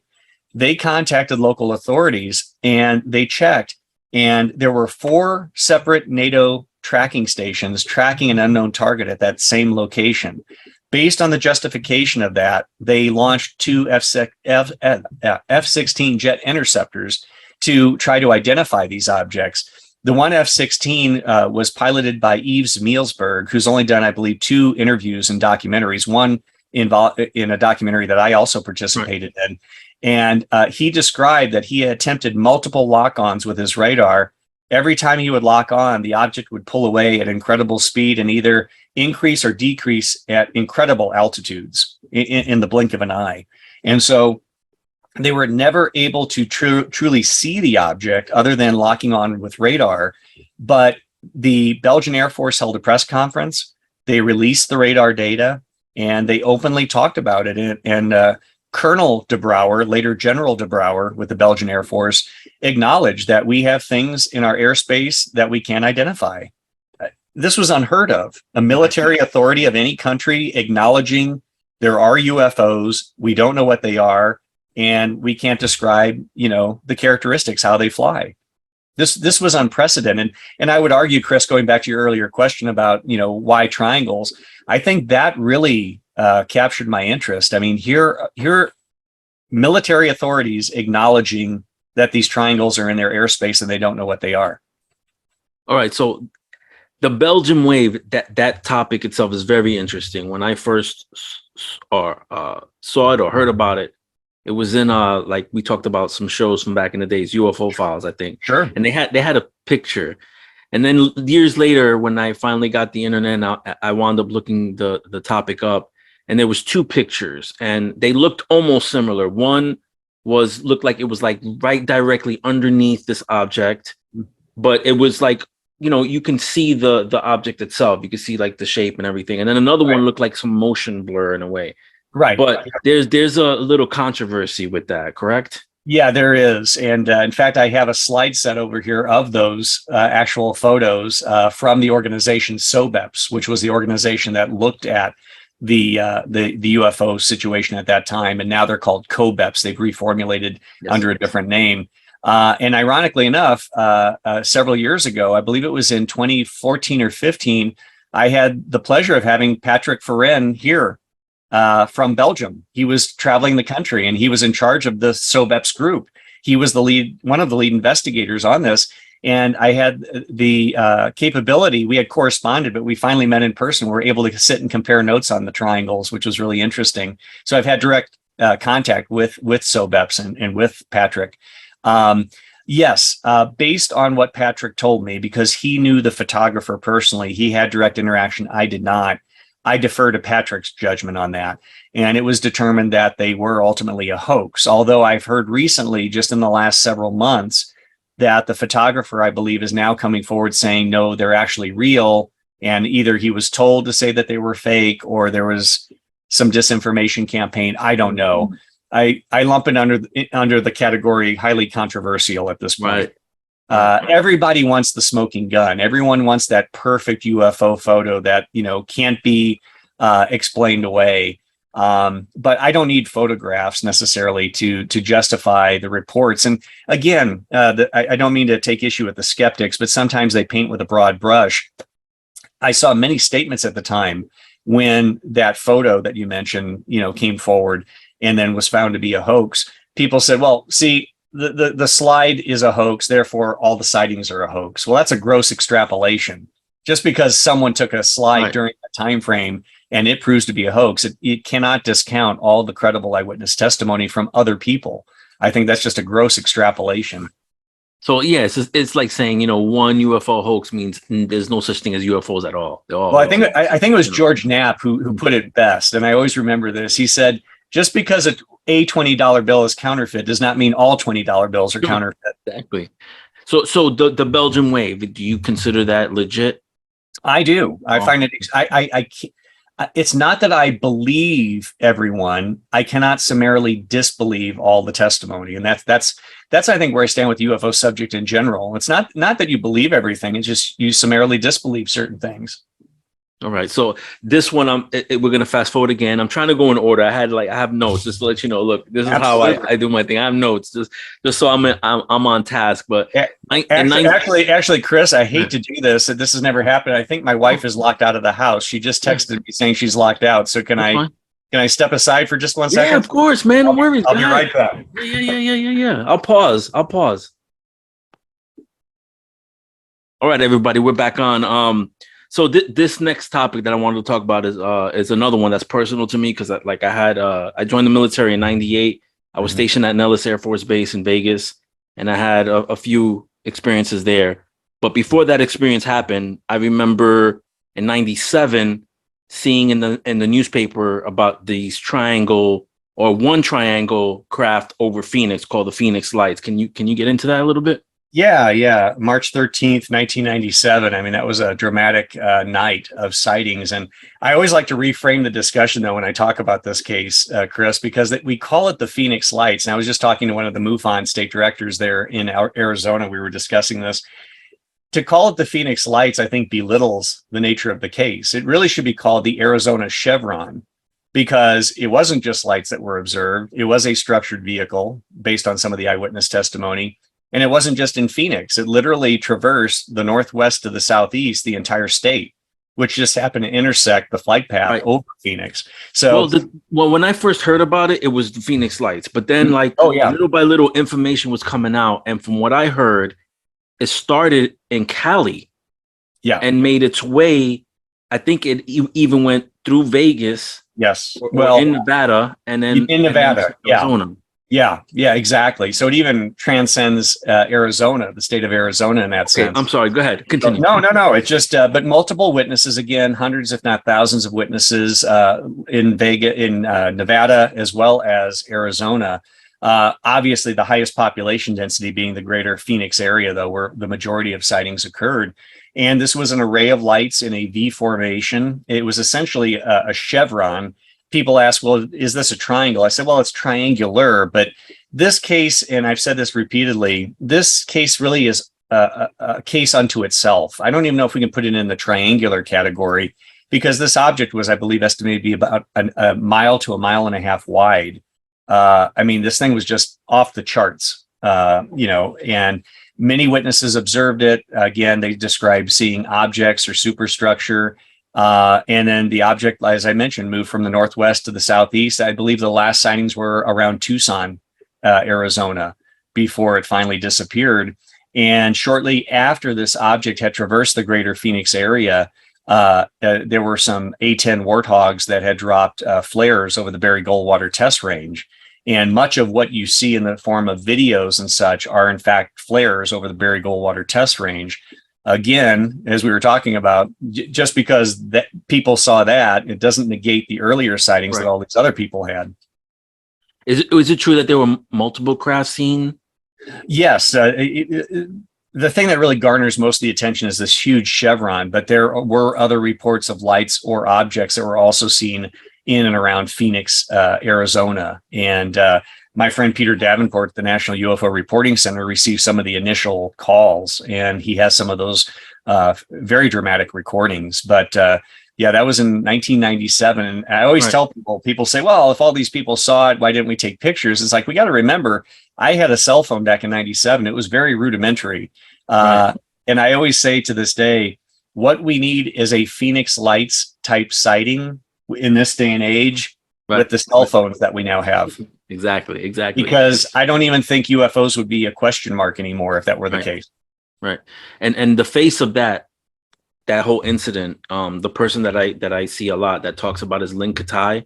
Yeah, she's the prominent researcher and investigator on that case. And I'd had some people say, well, in your book, you really didn't talk about the Phoenix Lights. I said, well, at the beginning of the book, I said, I'm not going to focus on cases that have already been written about and investigated. I want to share these rare cases. And Dr. Katai has done a tremendous job documenting and continuing to research and talk about that case. So I always defer people to her. I mean, if you know about the Phoenix, she was there. Yeah, I apologize for bringing it up. It's just because it's a triangular craft. No, not at all. I mean, it's one of the Yeah. more significant UFO sightings, if not the most significant sighting in recent years. And like I said, I've made the comment many times. If we could have a sighting like that with all of us with our smartphones, with high definition video cameras, I mean, this wouldn't even be a question. It'd be game over. Game over. Yeah, but yes. So in her research, again, not to infringe her research into this interview, but she said that these things were this wasn't the only incident. It was happening years before. She has proof pictures and all that. But well, and again, ahead. demonstrating history. There's sometimes histories of sightings in certain areas, and absolutely. And we need to look at the totality of information that's out there when we're trying to study this, rather than focus maybe just on one case. So I began by saying that it started like in Cali and it worked its way through. So in '98, when I joined, I was a security force, so I was a cop. I was stationed at a place called Area 2. It was a weapon storage area, and we housed nukes there. Yeah. So nukes, right? Right. So one evening, it was me and a partner, and then we met up with another group. So it was 2 other airmen. So altogether, it was 4 airmen. Okay. We saw a series of triangular lights in the sky. And I can only speak for myself. I can't speak for what they described, but it was a series of triangular lights. The incident happened probably 10 seconds, but behind that light, or maybe affixed to that light, I don't know, was a mask that blocked out the stars. Yeah. Yeah. And I don't know why, but for some reason, I feel like it's connected to the Phoenix lights. It could be. And, the fact that you observed that where you did, I think I may have alluded to this earlier, and I've said this in lectures. I concede that some of the more modern triangles could be ours. We may be dealing with a mixture. Certainly, Right. We don't have to lump these into one category. Could some be someone else's technology, and some of these triangles are ours? I think that's a distinct possibility. Right. And I say this, like, I think that there's some sort of path that goes from California through Vegas and through Arizona, and it could be a connection militarily. I don't know, but like an air corridor, essentially. Yeah, like some sort of corridor, a path that they always follow. Sure. For some reason, I don't know. Yeah. The next one we kind of loosely talked about, but I kind of want to get into a little bit more. And the reason why is because my brother brought this up to me. He's a cop now. He's been a cop for about 7-8 years. I'm here in Florida. He just moved here to Florida. He's a cop out here, but he was a cop in Missouri. And he remembers talking. He remembers talking to a coworker, an older gentleman that saw the St. Clair Triangle, what they call the St. Clair Triangle. Yes. So the Southern Illinois. So let's get into that a little bit. I know we talked about it, but I kind of want to bring that back up because it's very important, I think. Yeah, that I believe the witness he's referring to is Tom Jensen, and he observed or a triangle, I guess we should say. We can't say definitively the same triangle, but a triangle around the same time as the January 5th, 2000 case. And as I had mentioned earlier, Chris, we were able to establish a pretty good flight pattern, at least during the time that the Illinois officers observed it. Now, could it have gone high altitude, gone over to Missouri where this witness observed it? Possibly. Could it have been another triangle? As remember we talked about with the Belgian case, they saw 2 triangles at the same time in the same vicinity. I have many reports of that where there's more than one triangle operating in an area at any given time. And so, Tom came forward. I found out about his testimony some years later and incorporated it into my book as well. And so, again, we can't be arrogant enough to think that, well, we investigated this case and we've got all the witnesses. It's like quite often with these cases, many years later, it's like, well, there was so much media coverage at the time, I didn't want to come forward. But now that things have died down, I'll tell you about what I saw. And that was Officer Mark Lopino in O'Fallon. That's how he felt. It was kind of a media circus. And I could see where that would deter people from wanting to kind of throw their name into the ring. Some people just don't want to be, drawn into that. Right. Why haven't we heard of a landed triangular object? I'm asking myself that same question. Of the hundreds or thousands of cases I have on file, because I received reports from all over the world, especially after I did the Unidentified episode with Chris Mellon for the History Channel. I continue to receive reports. In none of the historical cases that I have, in none of the more current reports that I've received, I have not one report of a triangle being seen sitting on the ground. I do have some where they describe the object hovering about anywhere from 12 to 18 inches above the ground, but hovering, not making direct physical contact. And that's a good point you bring up, Chris, because I always talk about looking for patterns in the data, but equally important is to ask yourself, what don't we see in the data? And what we don't see is a landed triangle. Right.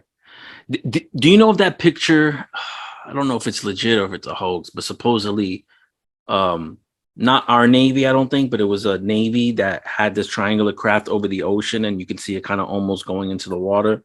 Yes. I think I know which one you're referencing. Yeah, Right.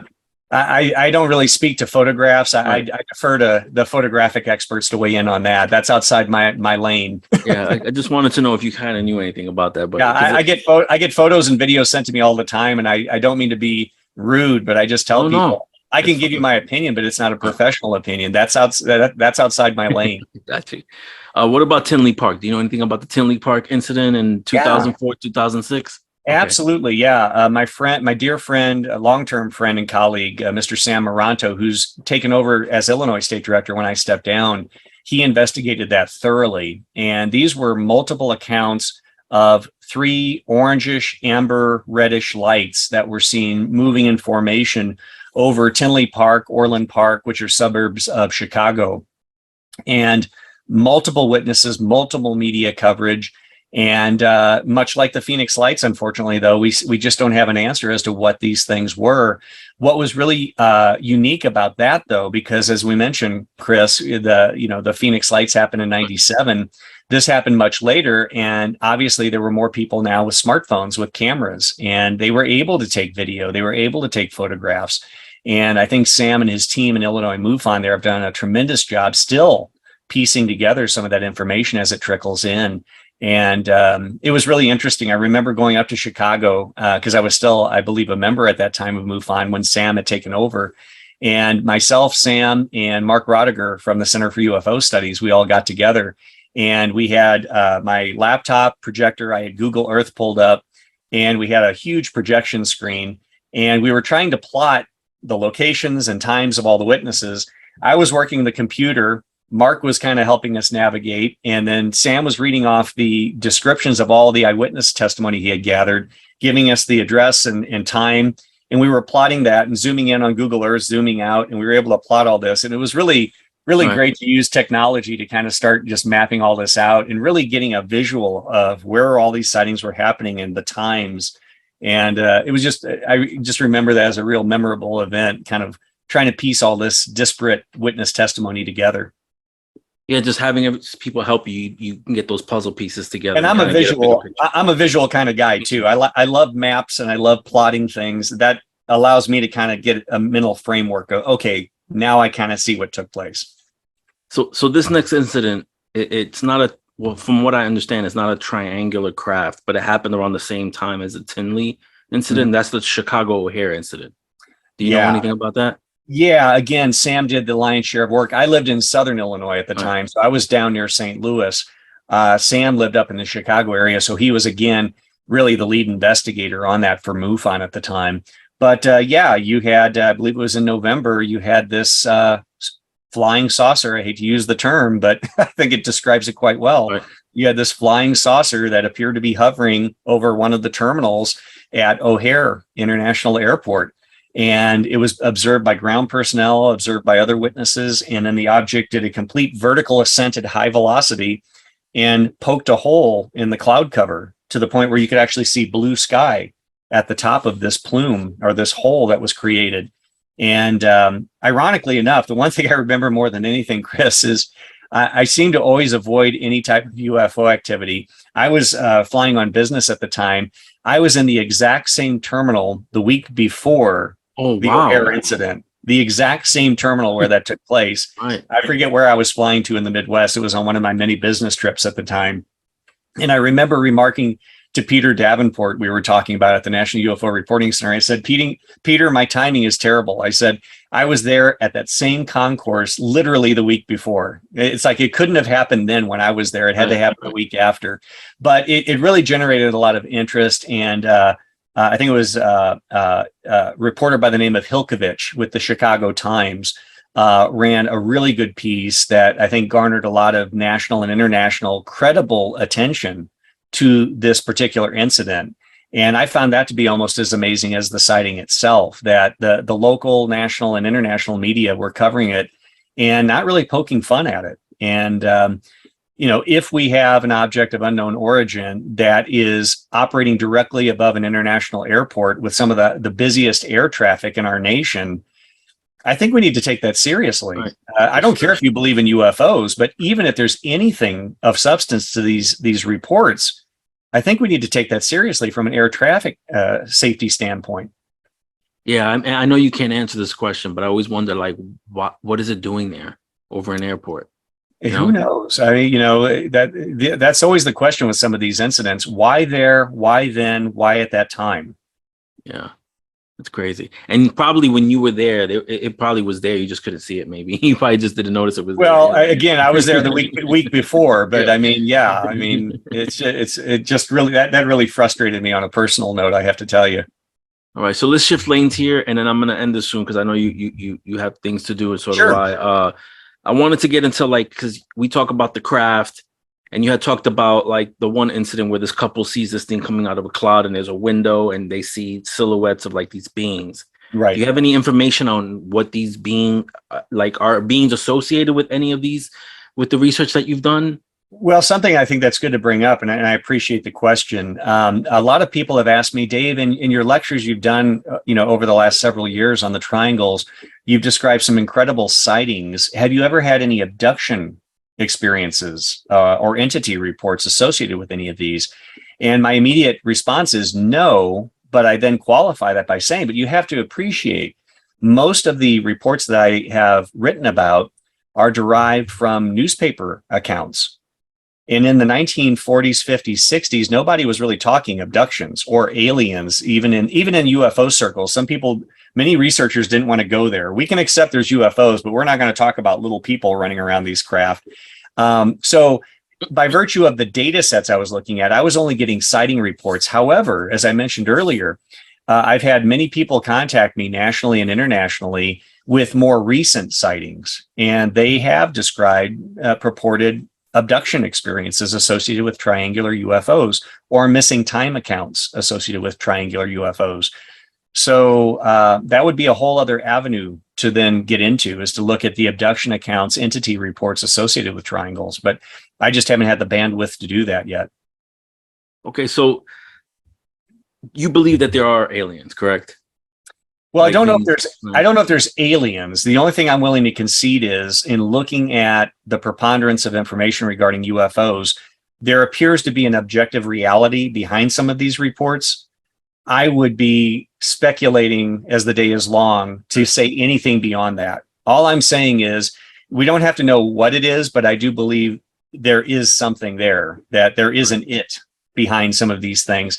Most of them can be explained away, as I mentioned, but I do believe that there is a subset of data that suggests we're dealing with an objective reality that we don't understand. And that's about as far as I'm willing to go. I got you. Extraterrestrial, time travelers, interdimensional, all the above. I don't know. Okay, so let's get back to the craft itself and the different shapes of craft. Mm-hmm. Do you think that each shape has a purpose? Like maybe one's a scout craft and one's maybe a fighter craft. Do you think again, prefacing sheer speculation on my part.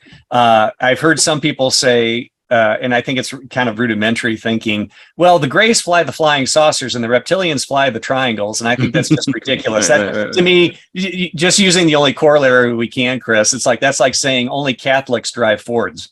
Gotcha. I mean, it's just, I think exactly to your point.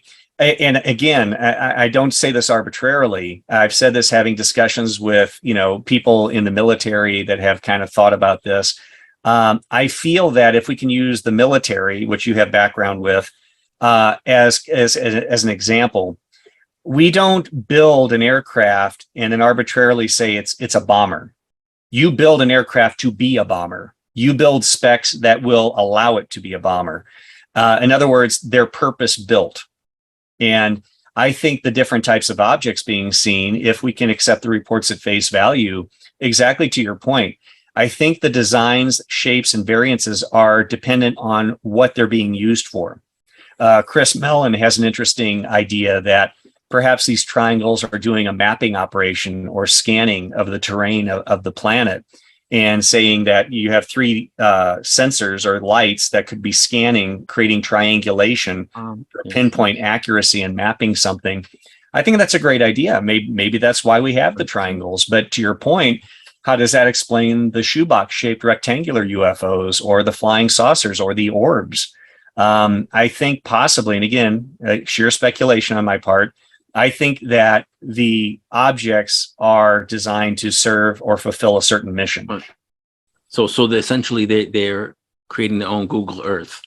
Well, possibly, but I think it's one of the more logical explanations that we could kick out there, as opposed to, well, only this species flies this craft, this species flies that craft, because how does that explain, multiple UFOs being seen at the same time, unless it's like Star Trek, United Federation of Planets. Right. But we don't want to go too far into the realm of science fiction with our speculation. But these are, I think, valid questions we have to ask, to your point, Chris. I mean, we can collect the data. At some point, we have to speculate, or at least go out on a limb and start trying to create a hypothesis that makes sense. And it may be proven wrong, but we do have to start trying to make sense of all this data that we have. Right. So to me, like, paranormal is an umbrella term. Like when people talk about paranormal, they usually refer to it more like ghosts and poltergeists, but I don't believe that's the case. I think paranormal has ufology, cryptozoology, angels, spirits, demons, NDE, occult. So in your research, have you run into situations where a person will say, I saw a triangular craft? Because you had mentioned before somebody saw like a box craft and then a triangular craft. Yeah, several accounts of that. Yeah, several accounts. So have you had anybody that said that they saw, let's say, a triangular craft and then they saw like a Sasquatch, or had some sort of poltergeist activity? Well, not at the same time, but I have talked to people that have had sightings that subsequent to the sightings started having poltergeist activity, or started having prophetic dreams, or started having elements like you're describing. It's almost like a side effect of having the experience. Okay. All right. Okay. So let's wrap this up a little bit. I'm gonna ask you a couple more questions, and then we'll get into your the National UFO Historical Records. We'll talk about that. But okay. Do you foresee disclosure, like full disclosure, anytime in our lifetime? Well, I would, prior to 2017, I would have said absolutely not.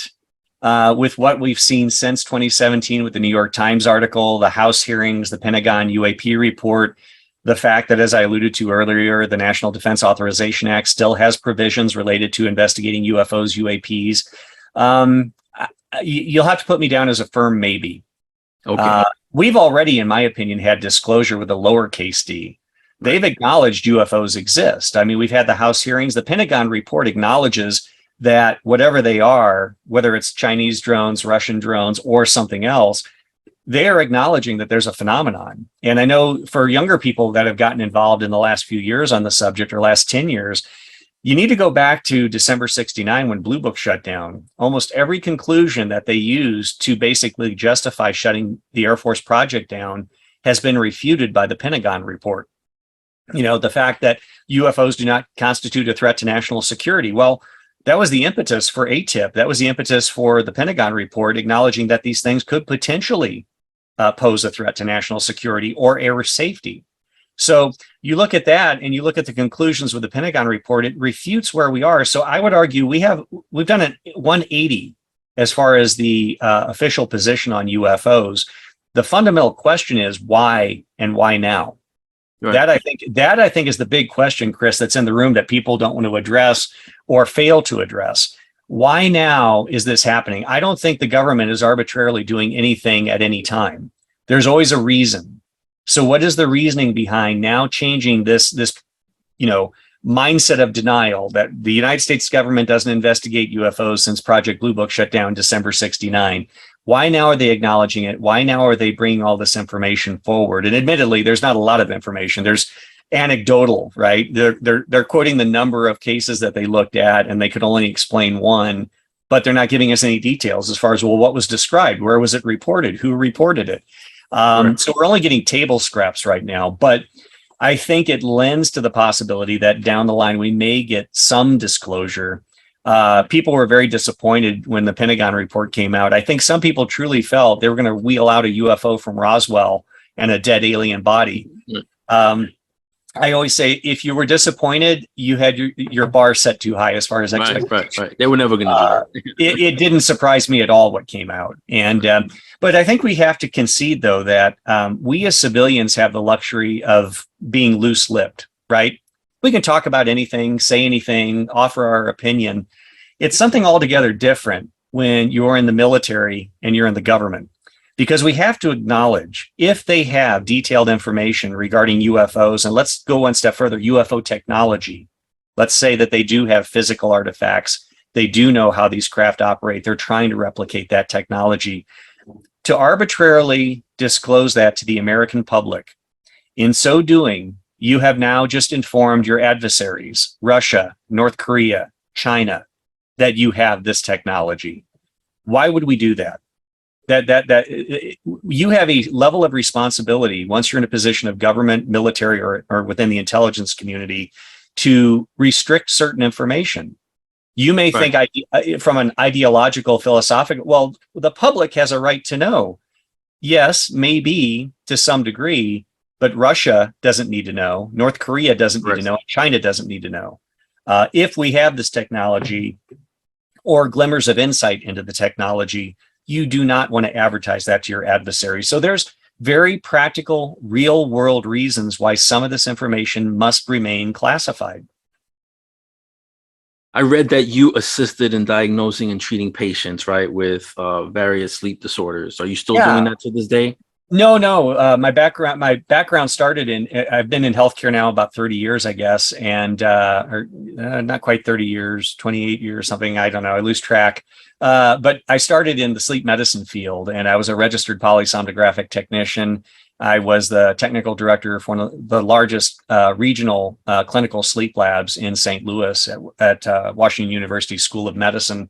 And we conducted inpatient and outpatient sleep testing procedures, and also were involved in a number of clinical research trials for devices and medications. So have you had any instances where there was a connection to UFOs with that? Yes. Well, in a roundabout way, people talk about the abduction phenomenon and elements of the abduction phenomenon. And some skeptics have said, well, some of this could be explained by sleep disorders. And I think the key word there is some. I'm here to tell you repeatedly in a clinical lab environment, having the patient connected to all types of equipment, measuring the physiological parameters, videotaping them, et cetera, listening to them. In a controlled clinical lab experience, people have described things that you would swear were alien abduction. People with narcolepsy, they'll have periods of sleep paralysis. And during that time, they'll either have hypnopompic or hypnagogic hallucinations as they're starting to go to sleep or waking up from sleep. They're paralyzed. They see lights flying around in the room. They see figures around the bed. And again, in a clinical lab environment with other technicians in the room, patients hooked up to material and equipment to measure every I'm watching their heart rate, respiration, brain waves. There's no missing time. There's no upset in the recording. Right. These people were asleep, but when they woke up, they described elements that parallel almost verbatim much of the alien abduction phenomenon. So what I like to say is, much like UFO sightings, Chris, the vast majority can be explained away. And I would argue with abduction phenomenon, going back to that word, some of these I think could be explained away as sleep paralysis, right, narcolepsy, hypnagogic hallucinations. And not by everyone. Again, I'm just simply saying there could be a subset that could.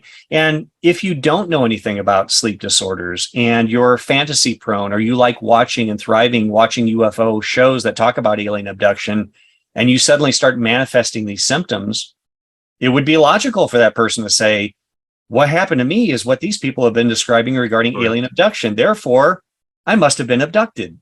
Right. So I just think we need to be careful. Just like a UFO sighting, you just don't arbitrarily immediately jump to UFO as the explanation. Right. Let's eliminate all these issues. I've always said for the abduction phenomenon, and I did some regressive hypnosis with abductees back in the early 90s when John Carpenter was involved in UFO research for a very short time. I just found it wasn't the area I wanted to focus on. But I find it interesting that if we're going to do abduction research, it has to go beyond the confines of just hypnosis. I've always said, and again, and I mean this in respect to people that have had abduction experiences, we first need to rule out all prosaic explanations. Let's do some blood work. Let's ensure there's no pharmaceutical or illicit drugs in the system that could be leading to these people believing that they're having these experiences. We need to have a comprehensive family history. Does this person have a family history of sleep disorders or schizophrenia? These are logical things that we should be eliminating before we jump to the alien abduction conclusion. So I always said blood work, toxicology, family history of physical and mental disease in the family. Once all that's been ruled out, then under the care of a licensed and trained hypnotherapist, preferably someone that's not invested in studying alien abduction, but by a clinical psychologist that maybe is trained in hypnosis. Under those conditions, I think it would be valid to then go through that. Unfortunately, and I won't mention names, some popular abduction researchers that I've seen video clips of, I've seen them actually offering these people under hypnosis leading questions. Right. And so I always like to say, for those that don't understand, hypnosis can be a valid tool, but just like any tool, Chris, I can have a hammer, and you know what I can do with that hammer? I can build a house. You know what I can also do? I can kill you with it. Exactly. It's a tool, and you need to be very careful on how you wield that tool. Awesome. So let's get into the National UFO Historical Records Center. What is it? Why was it created? Yeah. You know? 2 weeks ago, yesterday, actually, from when we're filming this, we had our press releases go out. It's something that I've been working on behind the scenes for about a year now, a little over a year, actually.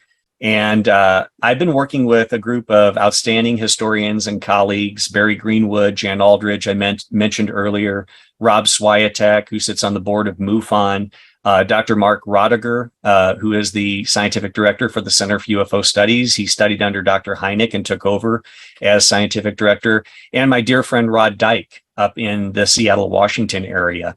All of us have been researching UFO cases, UFO history, and not only as historians, but archivists, collectors of this material. And Barry Greenwood, Jan Aldridge, and Rod Dyke each possess a collection that could encompass a small home. Just to give you an idea of the scale, the amount of material that they've gathered. Much of this is one of a kind, much like my collection. A lot of the material I have here behind me and off camera were the personal case files and collections of researchers that were dying or had passed on. Lou Farish was a dear friend and historian. And when he was passing, he stated he wanted his collection to come here. So I always like to say this is a collection of collections.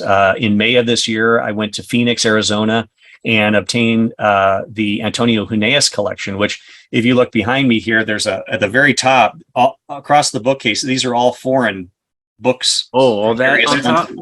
All just the ones on top here. These are all foreign books from various countries: Germany, Czechoslovakia, Poland, Japan, France, Germany, South American countries, various South American countries. And that's just a portion of it. But my collection is growing. I keep getting more and more collections donated. And we created this new organization out of necessity. We didn't create it just to create a new the UFO community doesn't need yet one more organization. Myself and my colleagues have realized that we are consistently starting to run out of square footage. I put this new edition on, as I mentioned, in 2017, and we've already surpassed that in a matter of a few years. Half of my 2-car garage is filled with rows of racks of banker's boxes of historical material. As we speak, a pallet is getting ready to ship from the UK from my friend Philip Mantle. He's shipping out a pallet of UK UFO material. That's going to be arriving, and I'm not sure where I'm going to go with that, but I'm going to have to make room for that. Yeah. My friends that I mentioned, they are also in a similar situation, but even more so. I'm the youngest team member. I'm 54 years old, and they are now in their 60s, 70s, and some are even pushing 80.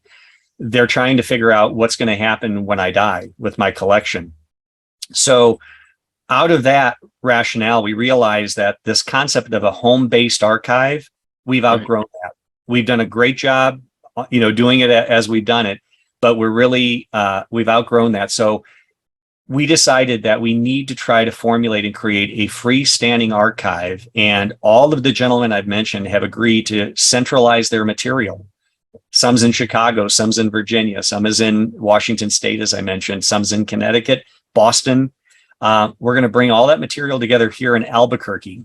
And we created a nonprofit organization, the National UFO Historical Records Center, to raise money to hopefully try to have a building donated to us where we can bring all this material together under one roof and create a credible academic-based archive. Think of the National Archives, very mainstream, very credible, but a National Archives for UFO research, dedicated only to UFO research.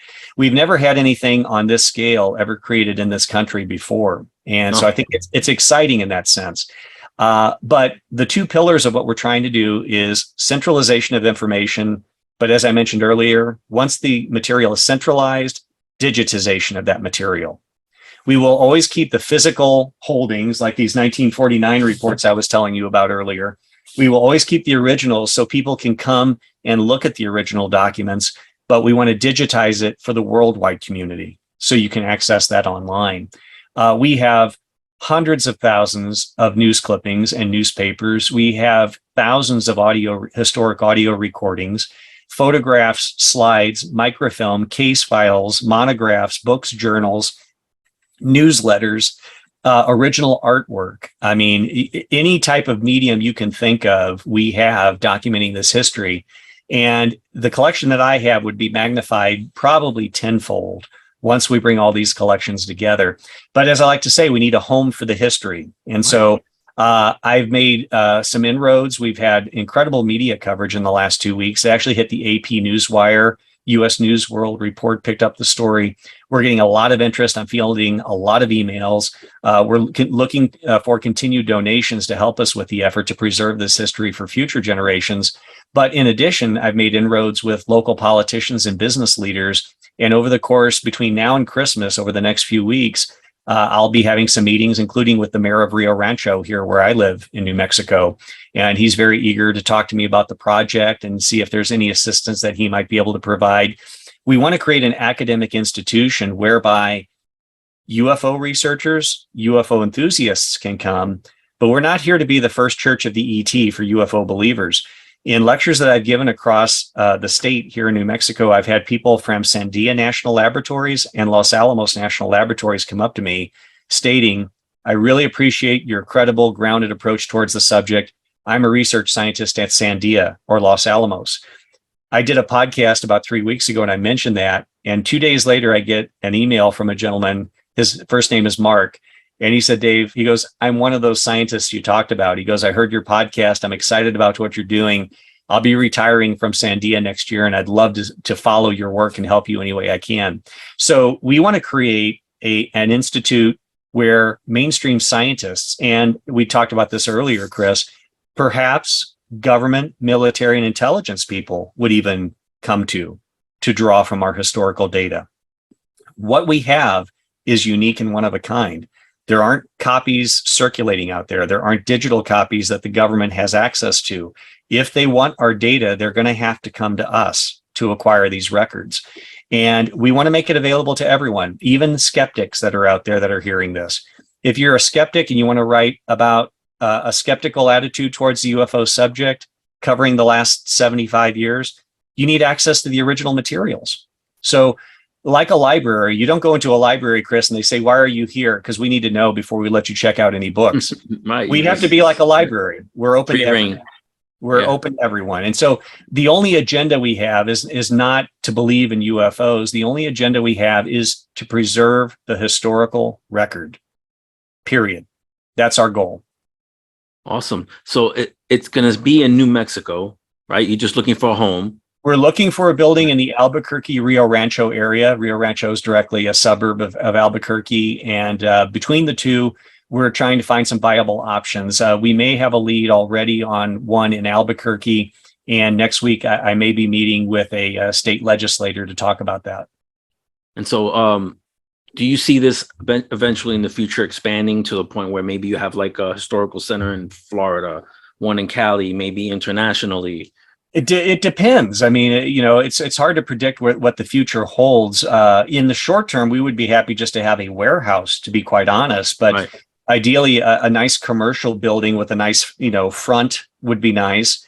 And depending on the funding that we may hopefully raise or the building that we have donated, if we have enough square footage, we would also like to have a small museum interpretive center to display some of these pieces that I was describing, awesome. Elements of the history and some of the artwork, beautiful artwork that we've acquired over the years. And even possibly a small theater where we could have guests from out of town come in and give presentations.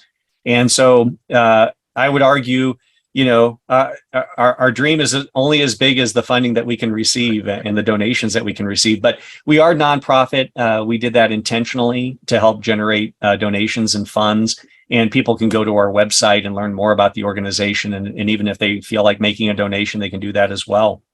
That's great, David. So send me the links to everything that you want me to display on the YouTube page and my other platforms. And thank you so much for spending time with me. I appreciate it. Always enjoy it, Chris. Hopefully the wait was worth it.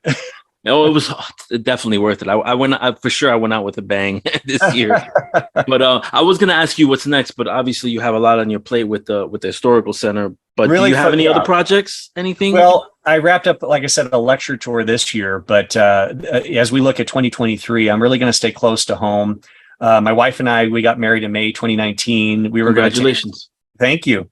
We were going to take a honeymoon in spring of 2020, and then a little thing called COVID came along. Oh, yeah, that was great. And so we are now to a point where we can finally look at taking our honeymoon, which we just booked on Thanksgiving. Awesome. And so I'm going to be doing that, having a little bit more family time, but really focused not on lecturing this year, but really focused on meeting with politicians, business leaders, people that can help, make this dream a reality. All right, David. Thank you. I would love to have you back on. All right, my man. Absolutely, Chris. I always enjoy it, and I'll email those images and links and everything for you. Right. And if you can send me a thumbnail picture of yourself like that. Absolutely. I just got some new PR photos. Yeah. Right. For the organization. So my board told me I need some good professional photos. Yeah. So we got some taken.